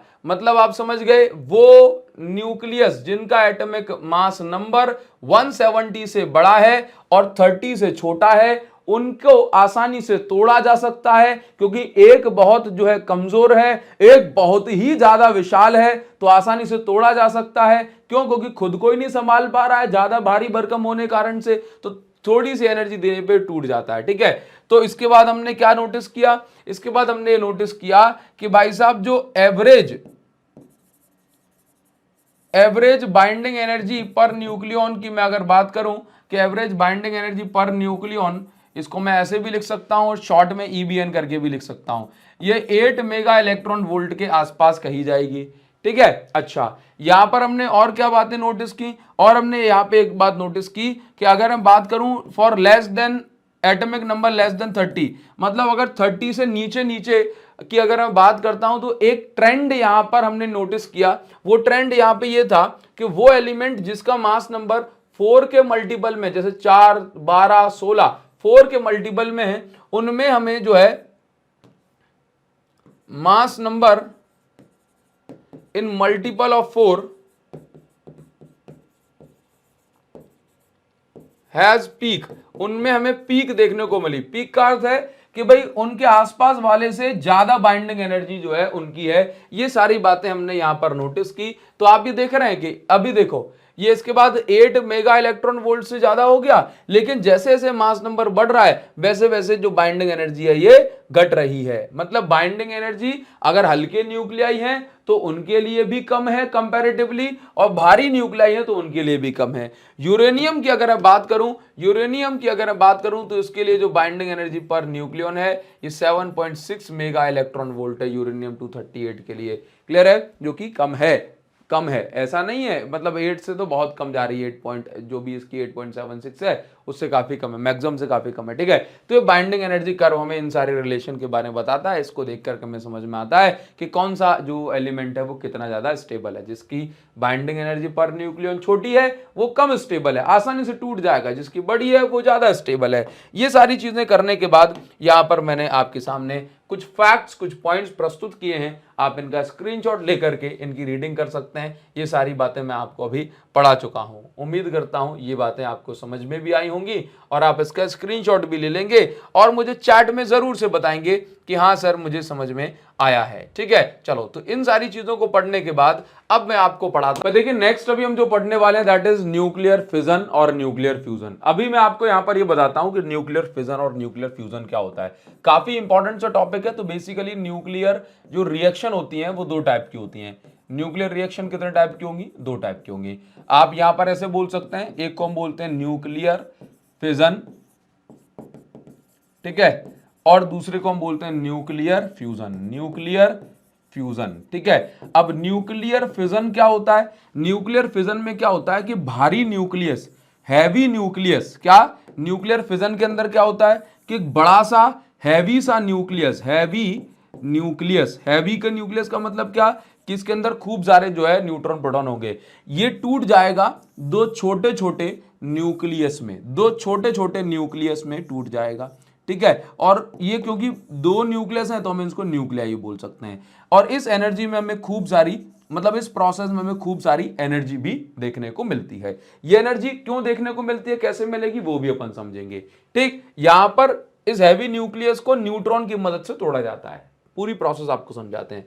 न्यूक्लियर फ्यूजन में क्या होता है, 2 छोटे छोटे न्यूक्लियाई होंगे, ये दोनों मिलेंगे, इन दोनों के मिलने से एक बड़ा हैवी सा न्यूक्लियस बनेगा और इस न्यूक्लियस को हम बोलेंगे कि भाई इस प्रोसेस में भी क्या होगी, खूब सारी एनर्जी रिलीज होगी। ठीक है, एनर्जी क्यों रिलीज होगी वो बात आप समझ लें। देखो बच्चों, यहां पर एक बात आप हमेशा याद रखो कि चाहे न्यूक्लियस टूटे या न्यूक्लियस जुड़े, दोनों ही केसेस में आपको एनर्जी जो है खूब सारी रिलीज होगी, ठीक है। अच्छा, जब न्यूक्लियस टूट के दो न्यूक्लियस में टूट जाएगा तो न्यूक्लियर फिजन कहलाता है, और जब दो हल्के न्यूक्लियस जुड़ के एक भारी न्यूक्लियस बनाएगा तो फ्यूजन कहलाता है, ठीक है। आप हमेशा एक बात याद रखें कि जो भी न्यूक्लियस इस LHS में होगा, मतलब रिएक्टेंट साइड में होगा, जो भी टर्म्स रिएक्टेंट में होंगे और जो भी टर्म्स प्रोडक्ट में होंगे इक्वेशन के, इनका अगर आप मास देखोगे तो हमेशा आप ये चीज पाओगे कि इस प्रोसेस में कुछ मास का डिफेक्ट आ जाएगा। हमेशा आप एक बात याद रखेंगे कि रिएक्टेंट का मास हमेशा ज्यादा होगा, रिएक्टेंट का मास हमेशा ज्यादा होगा, और प्रोडक्ट का मास हमेशा हमेशा कम होगा, ठीक है। हमेशा प्रोडक्ट का मास क्या होगा, कम होगा, ठीक। तो अब आप यहां पर देखें कि जो भी यहां पर बचेगा इसको हम बोलेंगे मास डिफेक्ट, और मास डिफेक्ट में वही AMU की वैल्यू उठा के 931.5 का इंटू कर देंगे तो आपको जो मिलेगा that will B energy release during this process. समझाता हूं, अभी आपको सारी बातें समझ में आ जाएंगी, ठीक है। चलो एग्जांपल के तौर पे, मतलब सबसे पहले फिजन की हम बात करते हैं। तो जैसे मैं आपको बताऊं कि फिजन क्या है। फिजन एक ऐसी प्रोसेस है जिसमें हैवी न्यूक्लियस स्प्लिट हो जाता है, टूट जाता है इनटू टू लाइटर न्यूक्लियाई। और ये जो, जैसे कि अगर मैं बात करूं, जो भी न्यूक्लियस टूट रहा है वो न्यूक्लियस के जो टुकड़े होंगे वो ऐसा नहीं कि एक बहुत छोटू सा और एक बहुत बड़ा सा, ठीक है। ये जो दोनों न्यूक्लियाई टूटेंगे इनका जो मास है वो कैसा होगा, कंपैरेबल होगा, मतलब मिलता जुलता होगा, बहुत ज्यादा बड़ा नहीं, बहुत ज्यादा छोटा नहीं, थोड़ा बहुत अंतर होगा बस इनमें, है ना। In two lighter nuclei of comparatively same mass number, ठीक है, with emission of energy, then this process called nuclear fission. मतलब इस प्रोसेस में खूब सारी एनर्जी भी रिलीज होती है, ठीक। जैसे एग्जांपल के तौर पे आपको ये बताते हैं कि यूरेनियम का फिजन कैसे होता है, ठीक। तो आप ऐसे समझ लो कि यूरेनियम जो 235 है, कौन सा, यूरेनियम 235। यूरेनियम 235 का अर्थ ये हो गया कि इस वाले यूरेनियम में 235 प्रोटॉन और न्यूट्रॉन होते हैं, ठीक है, और 92 इसका एटॉमिक नंबर है, मतलब 92 इसके अंदर जो है प्रोटॉन्स हैं, ठीक। इस यूरेनियम में जो है एक न्यूट्रॉन को, अब यूरेनियम, ये वाला जो यूरेनियम का आइसोटोप है ये अनस्टेबल है, कैसा है, अनस्टेबल है, ठीक है। मतलब ये इसमें थोड़ा भी डिस्टरबेंस आपने किया तो भाई ये टूट जाएगा। तो एक न्यूट्रॉन आता है, ये न्यूट्रॉन आता है और न्यूट्रॉन आकर के इसमें बैठ जाता है, ठीक है। न्यूट्रॉन आके इसमें फंस गया तो इसने थोड़ा डिस्टर्ब किया तो फिर इसके बाद क्या होगा, इसके बाद यही जो यूरेनियम है ये दो टुकड़ों में बट गया। एक पार्ट जो इसका बना इसको हमने बोला बेरियम, और दूसरा जो उसका पार्ट बना यहां से इसको हमने बोला क्रिप्टॉन। और इस प्रोसेस में 3 न्यूट्रॉन भी छिटक के अलग हो जाते हैं, तो यहां पर हम बोलेंगे 3 न्यूट्रॉन, ठीक है। अब न्यूट्रॉन के पास कोई एटॉमिक नंबर तो होता नहीं है क्योंकि वो तो प्रोटॉन के कारण होता है, बस तो 0 लगा दिया नीचे और 1 लगा दिया ऊपर, ठीक है। इसका जो भी एटॉमिक नंबर है, मास नंबर है, वो हम यहां पे लिखेंगे, ठीक है, ठीक। तो सारी चीजें अभी आपको यहां पर जो है लिखवा देते हैं, और इस प्रोसेस में जो है एनर्जी आपको रिलीज होती हुई मिलेगी। क्लियर है। आपको उसके ऊपर क्वेश्चन भी करवाएंगे तो ज्यादा आइडिया आपको लगेगा, ठीक। जैसे कि अब यहां पर देखो, तो ये रिएक्शन आपको याद रखनी है। ये पहली रिएक्शन तो आपको याद करनी ही करनी है, इसमें कोई जो है चांस नहीं है, ठीक। बाकी की 2 रिएक्शन ये एनसीईआरटी का ही मैंने स्क्रीनशॉट यहां पे लगा के रखा है, तो मैं आपको यहां पर बता दूं कि इस रिएक्शन में बताया गया कि अच्छा हाँ, लेकिन एक बात याद रखना कि मास नंबर जो होगा, मास नंबर वो रिएक्टेंट साइड और प्रोडक्ट की साइड सेम होगा, मास नंबर सेम होगा, लेकिन कुछ ना कुछ मास डिफेक्ट जरूर आएगा, ठीक है।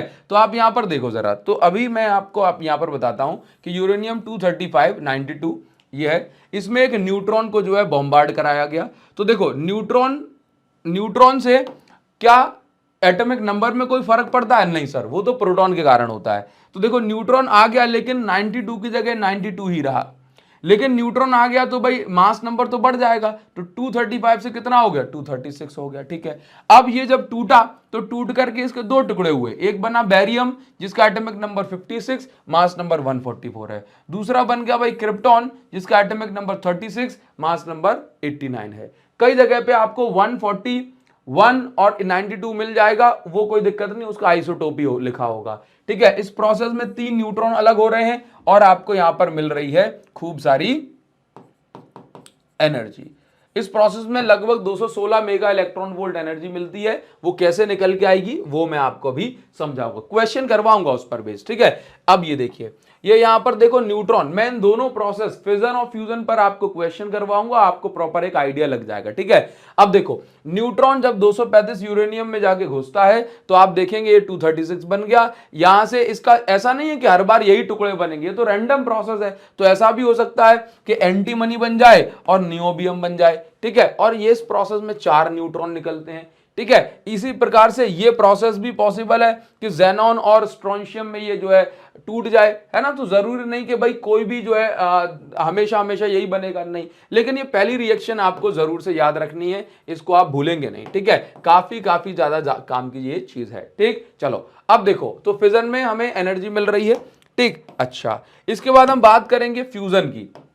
फ्यूजन की हम बात करेंगे तो न्यूक्लियर फ्यूजन में क्या होता है कि दो हल्के हल्के से न्यूक्लियाई जिनका मास नंबर 10 से कम होता है, वो दोनों न्यूक्लियाई आकर के दो है एक दूसरे चिपक जाते हैं, और चिपक जाते हैं तो एक नई न्यूक्लियस फॉर्म होती है। इस प्रोसेस में भी कुछ मास एनर्जी में कन्वर्ट हो जाता है, और वो एनर्जी हमें इस प्रोसेस में देखने को फिर मिलती है ना। यही एनर्जी रिलीज होती है, ठीक है। तो यहां पर भी एनर्जी का सोर्स क्या है भाई, मास डिफेक्ट आने के कारण से मास कन्वर्ट हो गया एनर्जी में, तो वो एनर्जी आपको यहां पर देखने को मिलती है।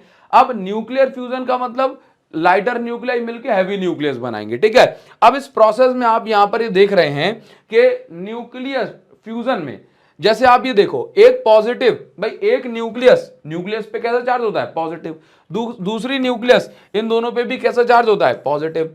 अब भाई अगर ये दोनों एक दूसरे के पास में आएंगे तो आप मुझे बताओ क्या ये रिपेल नहीं करेंगे एक दूसरे को। ये पास में आए, इन पे धक्का पड़ा, ये रिपेल होकर बोला बड़ा आया फ्यूजन करने वाला है, दिख नहीं रहा कि पॉजिटिव चार्ज है। सर आपने तो बोला था कि nuclear force is independent of charge. अरे मुन्ना लाल, मैंने ये बोला था कि न्यूक्लियस के अंदर जो प्रोटॉन न्यूट्रॉन है वो आपस में एक दूसरे पर जो फोर्स लगाते हैं that is independent of charge. लेकिन ये न्यूक्लियस अलग है, ये न्यूक्लियस अलग है कि नहीं। तो ये जो फोर्स है, अब ये दोनों पास में आएंगे तो पॉजिटिव पॉजिटिव है दोनों न्यूक्लियस, तो फिर रिपेल करेंगे, और रिपेल करेंगे तो भाई कभी भी फ्यूजन हो ही नहीं पाएगा। तो इसका मतलब यह है कि इस फ्यूजन प्रोसेस के लिए जरूरी यह है कि दोनों न्यूक्लियस इतनी ताकत से आए कि भाई यहां पर जो रिपल्जन है वो हो ही ना पाए, मतलब रिपल्जन फोर्स को ओवरकम कर दिया जाए, इतनी ताकत से आए कि रिपल्जन फोर्स लगे उससे पहले ये टकरा जाए। तो इसको हम क्या बोलेंगे, इसको हम बोलेंगे न्यूक्लियर फ्यूजन।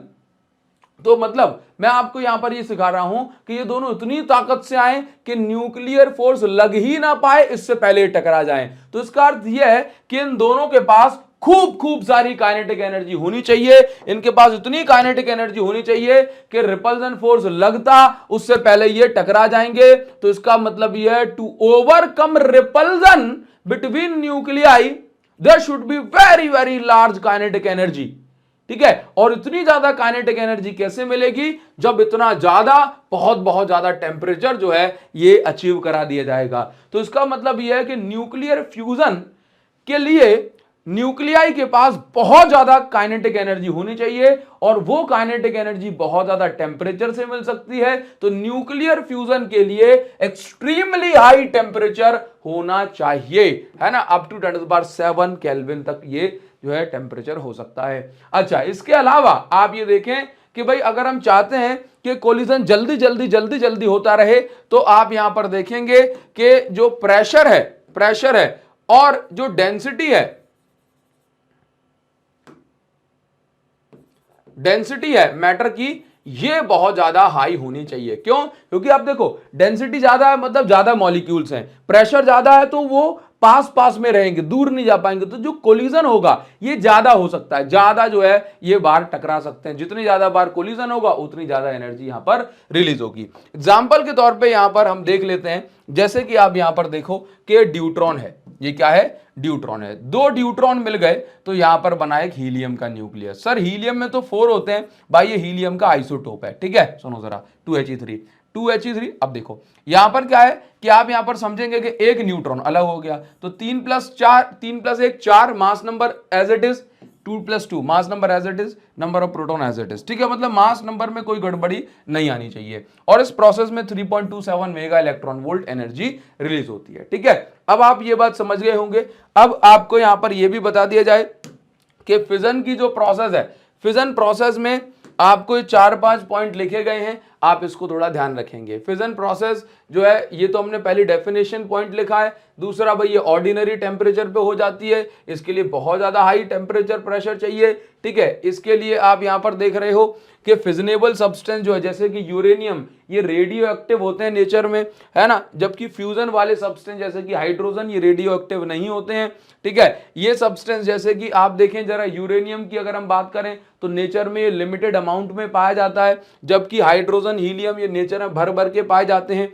फिजन की जो प्रोसेस है ये कंट्रोल्ड रिएक्शन है और ये रिएक्टर में की जा सकती है, लेकिन फ्यूजन की ये प्रोसेस है ये जो है इसका टेम्परेचर इतना हाई हमें चाहिए होता है कि आसानी से हम इसको जो है फ्यूजन वाला रिएक्टर नहीं बना सकते हैं। मतलब ये टफ हो जाएगा, आने वाले टाइम में इसको क्रिएट तो कर लेंगे लेकिन ये टफ हो जाएगा। न्यूक्लियर फिजन पर बेस्ड है एटम बॉम्ब, ठीक है। एटम बॉम्ब में भी क्या होता है कि भाई न्यूक्लियस टूटता है और हाइड्रोजन बॉम्ब के अंदर न्यूक्लियस जुड़ते रहते हैं नए नए, ठीक है। तो ये सारी बातें हैं, ठीक। यहां पर क्या कहा जा रहा है, यहां पर ये कहा गया कि अगर हम बात करें भाई सेम मास के लिए तो फिजन प्रोसेस में कम एनर्जी रिलीज होती है, जबकि फ्यूजन प्रोसेस में एनर्जी जो रिलीज होती है ये ज्यादा एनर्जी आती है, ठीक है। आपने ये बात पढ़ ली तो ज्यादा आपको फील कब आएगा, जब मैं आपको इस पर बेस्ड 2-3 क्वेश्चन करवा दूंगा, तब आपको इस पर खूब सारा फील आएगा। तो चलिए मैं आपको जो है क्वेश्चन पे ले चलता हूं, पहले सेव हो जाए एक बार। जैसे आपके पास ये क्वेश्चन आ जाता है, इस क्वेश्चन में दिया गया है कि if a star can convert all the helium nuclei in oxygen nuclei then the energy released पर ऑक्सीजन न्यूक्लियाई इज। देखो क्या कहा गया है, लेट्स से मान लिया कि स्टार में जो है हीलियम है, क्या है, हीलियम। तो कह रहा है कि हीलियम अगर पूरी ऑक्सीजन में कन्वर्ट हो जाए तो कितनी एनर्जी रिलीज होगी।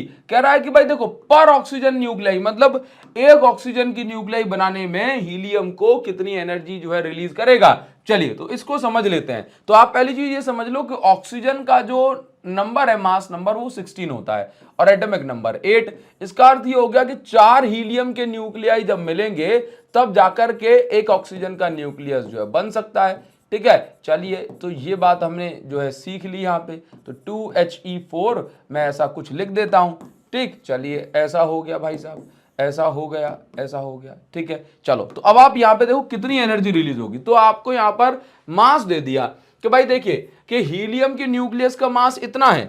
तो अगर मैं ऐसे कहूं कि रिएक्टेंट में कितने हीलियम के न्यूक्लियस, रिएक्टेंट में 4 न्यूक्लियस हैं, रिएक्टेंट का मास कितना हुआ बताओ जरा। तो हम क्या करेंगे, ये 4 न्यूक्लियस है, चारों का मास सेम होगा, तो 4 × 4.0026 यूनिट। अच्छा, और यहां पे आप देखें प्रोडक्ट का मास कितना होगा, जो प्रोडक्ट बना है उसका मास कितना होगा। तो आप देखेंगे कि प्रोडक्ट का मास जो है ये हमारा कितना होगा, 15.9994 यूनिट। ये आपको क्वेश्चन में गिवन होगा, आपको ये क्वेश्चन में गिवन होगा। शायद मैंने कैलकुलेटर जो है यहां से हटा दिया है, ठीक है। तो अब आप इसको चेक कर लो। उम्मीद करता हूं कि आप इतना तो विश्वास रख लेंगे कि हाँ सर इंटू कर लेंगे। तो ये 16.104 आ गया और 15.994 अगर माइनस करूंगा तो यहां पे जो निकल के आ रहा है, ये मास डिफेक्ट जो निकल के आ रहा है दैट इज 0.11 और ये यूनिट है, ठीक है। अब इसी की अगर मैं बाइंडिंग एनर्जी निकालता हूं तो ये बाइंडिंग एनर्जी कितनी निकल के आएगी, 0.11 × 931.5, क्योंकि यूनिट की एटॉमिक मास यूनिट की जगह हमेशा ये पुट करेंगे 931.5। तो ये निकल के आ रही है 10.24। कितनी आ रही है, 10। तो ये बाइंडिंग एनर्जी निकल के आई that is 10.24 mega electron volt. मतलब इस प्रोसेस में आपको इतनी एनर्जी मिल जाएगी, 10.24 मेगा इलेक्ट्रॉन वोल्ट, ठीक है। ये आपको एनर्जी मिल गई, क्लियर। चलो तो ये हमने यहां पे समझ लिया। ये रिएक्शन सच है कि नहीं, ये रिएक्शन जैसा क्वेश्चन में कहा है उसके हिसाब से हमने बनाई है। तो आपने यहां पे देखा कि रिएक्टेंट का मास ज्यादा है और इसका मास जो है कम है, ठीक। इसीलिए हमेशा ज्यादा में से कम को घटाना है, एटॉमिक मास यूनिट की जगह आपको जो 931.5 का इंटू कर देना है, क्लियर है। चलो आपको अगला क्वेश्चन यहां पे बताते हैं। जैसे ये क्वेश्चन आपको कुछ मिल गया तो आप इसको किस प्रकार से कर पाएंगे, ठीक है। मैं आपको ये वाला क्वेश्चन भी यहां पे बता देता हूं। लेट से कुछ इस प्रकार का ये सीन बनाया गया है, ठीक। देखो जरा, तो आपको यहां पर एक आइडिया हो जाएगा कि हाँ सर ये किस प्रकार से जो है ये क्वेश्चन पूछा जाता है, ठीक। जैसे अगर आपसे कहा जाए कि भाई साहब the binding energy per nucleon is 1.1 and 7 mega electron volt for deuteron and helium respectively. ठीक है, चलो सुनो, मैं आपको बता दूं कि क्या लिखा गया है कि ड्यूट्रॉन के लिए, ड्यूट्रॉन समझते हो, ड्यूट्रॉन, ड्यूट्रॉन का अर्थ है 1H2, तो 1H2 के लिए बाइंडिंग एनर्जी पर न्यूक्लियन, एक न्यूक्लियन की binding energy 1.1 mega electron volt है।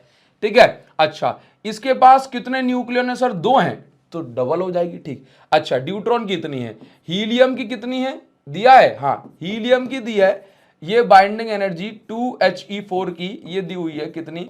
7 मेगा इलेक्ट्रॉन वोल्ट। ठीक है, तो हमसे कह रहा है कि इफ 2 ड्यूट्रॉन, यदि दो ड्यूट्रॉन 1H2 प्लस 1H2, यदि 2 ड्यूट्रॉन मिलकर के एक सिंगल हीलियम न्यूक्लियस प्रोड्यूस करते हैं, सिंगल हीलियम न्यूक्लियस मतलब He2 4। ठीक है, तो इस प्रोसेस में कितनी एनर्जी यहां पे आपको देखने को मिलेगी ये आपको बताना है। ठीक, तो यहां पर देखो क्या बात कही गई, यहां पे कही गई कि बाइंडिंग, टोटल बाइंडिंग एनर्जी नहीं बोली कि इसकी कितनी है, उसने कहा एक न्यूक्लियन की बाइंडिंग एनर्जी कितनी है। ये देखो, तो इसके पास कितने न्यूक्लियन है? 1 और 1 2। ये देखो ऊपर जो लिखा है प्रोटॉन न्यूट्रॉन वो न्यूक्लियन ही होता है, तो इट हैज 2 न्यूक्लियन, 2 न्यूक्लियन। तो इसकी टोटल बाइंडिंग एनर्जी कितनी हो गई? Total binding energy of deuteron, तो टोटल बाइंडिंग एनर्जी ड्यूट्रॉन की कितनी हो गई? ये 2 हो गई। कितनी हो गई? 2.2 मेगा इलेक्ट्रॉन वोल्ट। डबल कर देंगे तो 2 इंटू 1.1, इसी प्रकार से 2 इंटू 1.1। यहां पे देखो अब इसकी बाइंडिंग एनर्जी कितनी है, ये देखो एक हीलियम के न्यूक्लियन की देखो बाइंडिंग एनर्जी पर न्यूक्लियन है ना, तो एक न्यूक्लियन की 7 है, तो उसके अंदर कितने न्यूक्लियन है? 4, तो 4 इंटू 7। तो अब आप फिर से देखो ये कितना है? 2.2, मतलब इसको सॉल्व करेंगे तो 4.4 आएगा, 4.4 मेगा इलेक्ट्रॉन वोल्ट। इसको सॉल्व करेंगे 28 मेगा इलेक्ट्रॉन वोल्ट आएगा। हमेशा ज्यादा में से घटा दो, तो ज्यादा में से आप घटाओगे तो आप ये देखोगे कि ये आंसर कितना आएगा? ज्यादा में से घटा दो, ज्यादा माइनस कम, ज्यादा में से आपको घटा देना। ठीक है, तो आप ये देखोगे कि इसको आप करोगे 28 माइनस 4.4,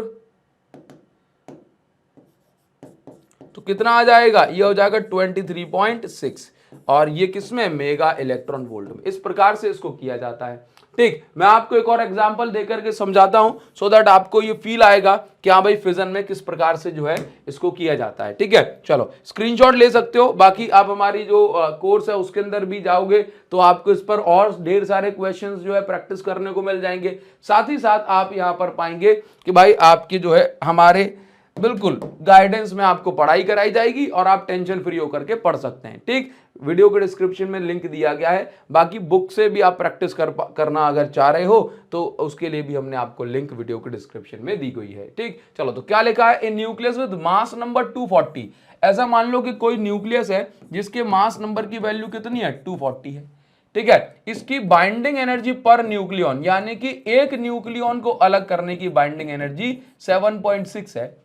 कह रहा है कि इट ब्रेक्स इनटू 2 फ्रैगमेंट, ये 2 फ्रैगमेंट में ब्रेक हो जाता है। दोनों के जो फ्रैगमेंट मतलब टुकड़े, दोनों का जो मास नंबर है ये A इज इक्वल टू 120 होता है। तो बाइंडिंग एनर्जी की जो वैल्यू है पर न्यूक्लियन की जो value that is 8.5 mega electron volt, mega electron volt. ठीक है, हमें क्या निकालना है? कैलकुलेट द एनर्जी रिलीज, कितनी एनर्जी इस प्रोसेस में रिलीज होगी वो मुझे निकालना है। ठीक है, चलो तो अभी यहां पर क्या दिया गया? यहां पे दिया गया कि भाई कोई न्यूक्लियस है जिसका मास नंबर है 240 मास नंबर है 240, और एक न्यूक्लियन 240 मास नंबर मतलब 240 न्यूक्लियन। 240 मास नंबर क्या है कि उसके अंदर 240 प्रोटॉन न्यूट्रॉन है, और एक प्रोटॉन न्यूट्रॉन, देखो ये क्या है? बाइंडिंग एनर्जी पर न्यूक्लियन, और एक न्यूक्लियन की बाइंडिंग एनर्जी कितनी है? 7.6, तो 240 की कितनी हो जाएगी? तो 240 इंटू 7.6, ये आ गया 1824 मेगा इलेक्ट्रॉन वोल्ट। मतलब जिसकी बाइंडिंग एनर्जी पर न्यूक्लियन 7.6 है 240 का, तो उसकी टोटल न्यूक्लियस को सेपरेट करने के लिए इतनी एनर्जी देनी पड़ेगी। अब इसके 2 टुकड़े हो गए, 120 के 2 टुकड़े हो गए। दोनों की जो बाइंडिंग एनर्जी पर न्यूक्लियन है, यानी एक न्यूक्लियन के लिए 8.5, तो टोटल के लिए कितनी हो जाएगी? 8.5 हो जाएगी। 8.5 का इंटू 120 से, तो 8.5 का इंटू 8.5 का इंटू 120 से, तो कितना आ गया 1020 प्लस 1020। ठीक है, जो भी ज्यादा है उसमें ज्यादा में से कम को घटा दो, तो 2040, इन दोनों को ऐड करने पे 2040 आएगा। 2040 माइनस 1824, 216। तो इस प्रोसेस में 216 240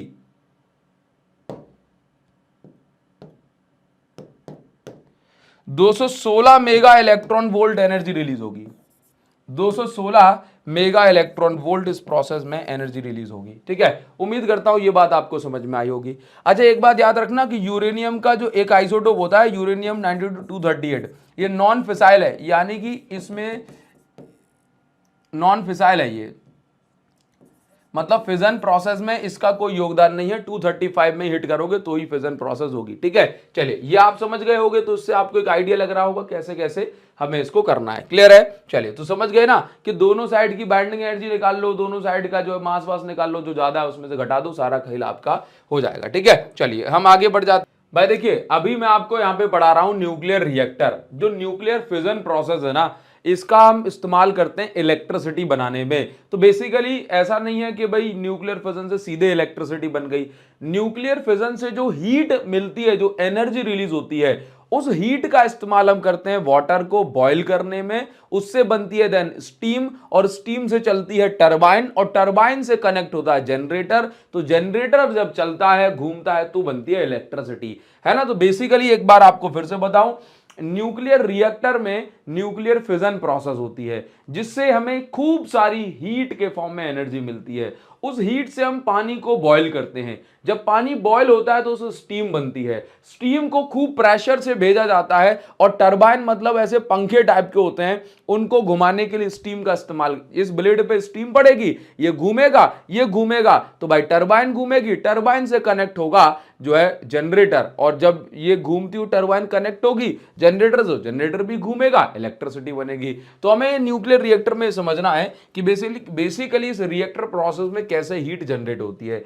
तो आप यहां पर देखते हैं, तो बेसिकली ये हमारे पास एक फिजन चैम्बर है, और ये हमारे पास फ्यूल रॉड है। ये जो फ्यूल रॉड्स आप देख रहे हो, ये यूरेनियम 235 मटेरियल की है। इन फ्यूल रॉड में जो है एक न्यूट्रॉन को स्ट्राइक कराया जाता है, जिससे यहां पर फिजन प्रोसेस होती है। इस फिजन प्रोसेस में यहां पर जो है हीट प्रोड्यूस होती है। लेकिन इसके साथ साथ यहां पर कई सारी बातें को हमें ध्यान रखना होता है कि यहां पे जो फ्यूल रॉड्स हैं उनके बीच में हम मॉडरेटर का इस्तेमाल करते हैं। मॉडरेटर के तौर पे हम हैवी वाटर, जिसको हम D2O बोलते हैं, उसका हम इस्तेमाल करते हैं। मॉडरेटर का काम ये होता है कि कोई भी न्यूट्रॉन जो है उसकी वेलोसिटी, उसकी स्पीड को कम करना, क्योंकि अगर न्यूट्रॉन की स्पीड बहुत ज्यादा होगी तो ये पेनिट्रेट करके आर पार चला जाएगा, फिजन नहीं कर पाएगा। तो इसकी स्पीड को कम करता है, मॉडरेट करता है, सो दैट न्यूट्रॉन इस न्यूक्लियस में घुस जाएगा और डिस्टरबेंस प्रोड्यूस करेगा, जिससे फिजन प्रोसेस होगी। ठीक है, तो आप यहां पर ये समझिए क्या हुआ कि यूरेनियम की ये रॉड्स हैं, ठीक है, पतली पतली रॉड होती हैं,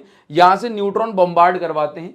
ठीक है, ये मॉडरेटर बीच में आपको दिख रहा है, ये एक्चुअल में हैवी वाटर है। ठीक है, ये क्या करता है, इस न्यूट्रॉन की स्पीड को ये कम कर देता है। ठीक, और ये कम स्पीड में जाकर के इसमें जो है फंस जाता है। इसके बाद कभी रिएक्शन अगर जो है बहुत ज्यादा हो जाए, है ना, तो बहुत ज्यादा हीट निकलेगी और उससे फिर भाई एक्सप्लोजन हो सकता है। तो यहां पर कंट्रोल रॉड जो कि बोरोन, कैडमियम, इनकी जो है बनाई जाती हैं। ठीक है, कंट्रोल रॉड का हम इस्तेमाल करते हैं। कंट्रोल रॉड बस कुछ नहीं, ऐसे इनके बीच में फंसा दी जाती है। अगर हमें चाहते हैं कि भाई रिएक्शन कम हो जाए तो ज्यादा इसके अंदर घुसेड़ दी, तो जो है न्यूट्रॉन आराम से रुक जाएगा। ठीक है, तो बस कंट्रोल रॉड जो होती है, कंट्रोल रॉड्स, ये जो है न्यूट्रॉन, मतलब इनका काम ये होता है कि रिएक्शन बहुत ज्यादा बढ़े ना। ठीक है, इस प्रोसेस से जो हीट जो इस्तेमाल होगी, उस हीट मतलब ये जैसे लेट से यहाँ पे गर्म पानी हो गया भाई, बहुत ज्यादा देख रहे हो, इसके अंदर वाटर होगा। ठीक, तो ये पानी जो है जाएगा यहाँ पे इसके थ्रू गर्म पानी जा रहा है खूब, यहाँ पे पानी भरा हुआ है। ठीक है, तो ये गर्म पानी जाएगा, यहाँ पे इस वाले पानी को गर्म कर देगा, स्टीम बनेगी, ये स्टीम आगे जाएगी, टरबाइन चलाएगी। तो एक मोटा मोटा प्रोसेस आपको इसके अंदर सीख लेनी है, आपको पता होना चाहिए कि भाई इसके अंदर क्या क्या जो है चीजें होती हैं, इनका क्या क्या काम होता है। ठीक है, बस इस पर केस स्टडी बेस्ड क्वेश्चन जो है पूछा जा सकता है। क्लियर? अभी हम आएंगे नेक्स्ट टॉपिक रेडियो एक्टिविटी पर। तो रेडियो एक्टिविटी में आपको समझना है, देखो इसमें कोई डेरिवेशन वगैरह नहीं करना, बस इसका जो कॉन्सेप्ट है वो आपको सीखना है। जब कोई न्यूक्लियस का साइज बड़ा हो जाता है, उसके अंदर ज्यादा प्रोटॉन न्यूट्रॉन हो जाते हैं, तो वो न्यूक्लियस अनस्टेबल हो जाता है। अनस्टेबल हो जाता है तो हमें उसको खुद से तोड़ने की जरूरत नहीं पड़ती, वो अपने आप टूटने लग जाता है और उसमें से कुछ पार्टिकल्स निकलने लग जाते हैं। तो रेडियो एक्टिविटी एक ऐसा फेनोमेना है, एक ऐसी प्रोसेस है जिसमें किसी न्यूक्लियस का साइज बड़ा हो जाने पर इसका खुद से यानी स्पॉन्टेनियस डिसइंटीग्रेशन, खुद से ये टूटने लग जाती है, इसमें से कुछ पार्टिकल, कुछ रेडिएशंस निकलती हैं। इस प्रोसेस को हम रेडियो एक्टिविटी कहते हैं। ठीक है, अब इस न्यूक्लियस से कौन कौन से पार्टिकल निकल सकते हैं, तो इसमें से अल्फा पार्टिकल निकल सकता है। अल्फा पार्टिकल होता है बेसिकली 2 प्रोटॉन और 2 न्यूट्रॉन का ग्रुप, जिसको हम हीलियम के न्यूक्लियस के नाम से भी जानते हैं। या फिर जो है इस न्यूक्लियस के अंदर से बीटा पार्टिकल निकल सकते हैं। तो बीटा पार्टिकल क्या होता है सर? बीटा पार्टिकल कुछ नहीं, एक इलेक्ट्रॉन ही होता है, सब कुछ इलेक्ट्रॉन के जैसा ही है, चार्ज भी सेम, मास भी इलेक्ट्रॉन के जैसा ही। तो बेसिकली बीटा पार्टिकल एक नेगेटिवली चार्ज पार्टिकल है जिसका चार्ज और मास इलेक्ट्रॉन के बराबर होता है और ये न्यूक्लियस से निकलता है। तो हम ऐसा बोल सकते हैं कि it is electron from nuclear origin. ठीक है, अब जैसे मान के चलो रेडियो एक्टिव सब्सटेंस है, तो हमने क्या किया कि यहां पर नेगेटिवली चार्ज प्लेट या पॉजिटिवली चार्ज प्लेट लगाई। तो हम देख रहे हैं, हम यहां पर ये देख रहे हैं कि इस प्रकार से ये पॉजिटिव से बीटा अट्रैक्ट हो जाएगा, नेगेटिव से ये अल्फा पार्टिकल अट्रैक्ट हो जाएगा। यहां पर समझने वाली बात ये भी है, यहां पर समझने वाली बात ये भी है कि जब भी चाहे बीटा पार्टिकल निकले या गामा पार्टिकल निकले, यहां पर रेडिएशन जरूर निकलेगी, that will be known as gamma ray. ठीक है, तो ये चीज आपको समझनी है। अब यहां पर आप एक बात दिमाग में बिठाएं कि अगर मैं आपसे कहूं कि अल्फा, बीटा और गामा की क्या क्या प्रॉपर्टीज हैं, तो हमें ये समझ लेना है। स्ट्रक्चर की बात करें तो अल्फा पार्टिकल तो एक प्रकार से हीलियम का न्यूक्लियस है, बीटा पार्टिकल एक प्रकार से फास्ट मूविंग इलेक्ट्रॉन है जो कि न्यूक्लियस से निकलता है, gamma particle basically gamma ray होती है, पार्टिकल यहां पे नहीं बोलना चाहिए, तो ये इलेक्ट्रोमैग्नेटिक वेव से कहा जा रहा है। मास की अगर हम बात करें तो इसका मास जो है इतना होता है, इसका मास इतना है और गामा रेडिएशन का कोई मास नहीं होता। चार्ज की बात करें तो 2 प्रोटॉन पे जितना चार्ज होता है वो इस पर चार्ज है, इलेक्ट्रॉन के इतना इस पर चार्ज है। पेनिट्रेटिंग पावर की बात करेंगे, भाई अल्फा पार्टिकल इतना मोटा सा है तो ऐसे आर पार नहीं जा पाएगा, तो इसकी लीस्ट पेनिट्रेटिंग पावर होती है। बीटा पार्टिकल पतला सा है, छोटू सा, तो ये वेलोसिटी से जाएगा तो जल्दी आर पार हो जाएगा, तो 100 गुना ज्यादा पेनिट्रेटिंग पावर होती है बीटा पार्टिकल की अल्फा से। ठीक है, और गामा रेडिएशन को तो भाई देखो, रेडिएशन तो हर जगह से आर पार चली जाती है, तो इसकी पेनिट्रेटिंग पावर बीटा पार्टिकल से भी 100 गुना ज्यादा होती है। आयनाइजिंग पावर, आयनाइजिंग पावर जो है, अब देखो आयन मतलब जब किसी एटम में से इलेक्ट्रॉन निकल जाए। ठीक है, तो अब आप ये देखो अल्फा पार्टिकल आएगा, भारी भरकम सा है, तो इलेक्ट्रॉन से टकराने के चांसेस ज्यादा होते हैं। तो अल्फा पार्टिकल की जो आयनाइजिंग पावर है, अब ज्यादा टकराने के चांसेस हैं तो भाई इलेक्ट्रॉन निकलने के चांसेस भी ज्यादा हैं। तो अल्फा पार्टिकल की आयनाइजिंग पावर ज्यादा है, बीटा की उससे कम है और गामा रे की उससे भी कम है। स्पीड की बात करें, ये स्पीड लिखी है, ये स्पीड लिखी है, ये स्पीड लिखी है मैक्सिमम में। ठीक है, एनर्जी की बात करें भाई, एनर्जी अल्फा की सबसे कम है क्योंकि भारी भरकम सा है, इसकी उससे ज्यादा है और इसकी मैक्सिमम है। ठीक है, अगर हम यहां पर देखें तो जो बीटा पार्टिकल है ये कम डिफ्लेक्ट होते हैं इलेक्ट्रिक फील्ड से, ये ज्यादा डिफ्लेक्ट होते हैं। ठीक है, अल्फा पार्टिकल से, सॉरी क्या बोला, डिफ्लेक्टेड, उल्टा बोल दिया ना मैंने, डिफ्लेक्ट। अब देखो क्योंकि अल्फा पार्टिकल कैसा है, भारी भरकम सा है, तो ये कम डिफ्लेक्ट होगा, कम डिफ्लेक्ट होगा। ठीक है, कम डिफ्लेक्ट होगा मतलब इस पे असर कम पड़ेगा इलेक्ट्रिक फील्ड, मैग्नेटिक फील्ड का, है ना। इस पर इलेक्ट्रिक फील्ड का ज्यादा इफेक्ट होगा क्योंकि ये हल्का है। ठीक है, और गामा रे अनडेविएटेड रहेगी।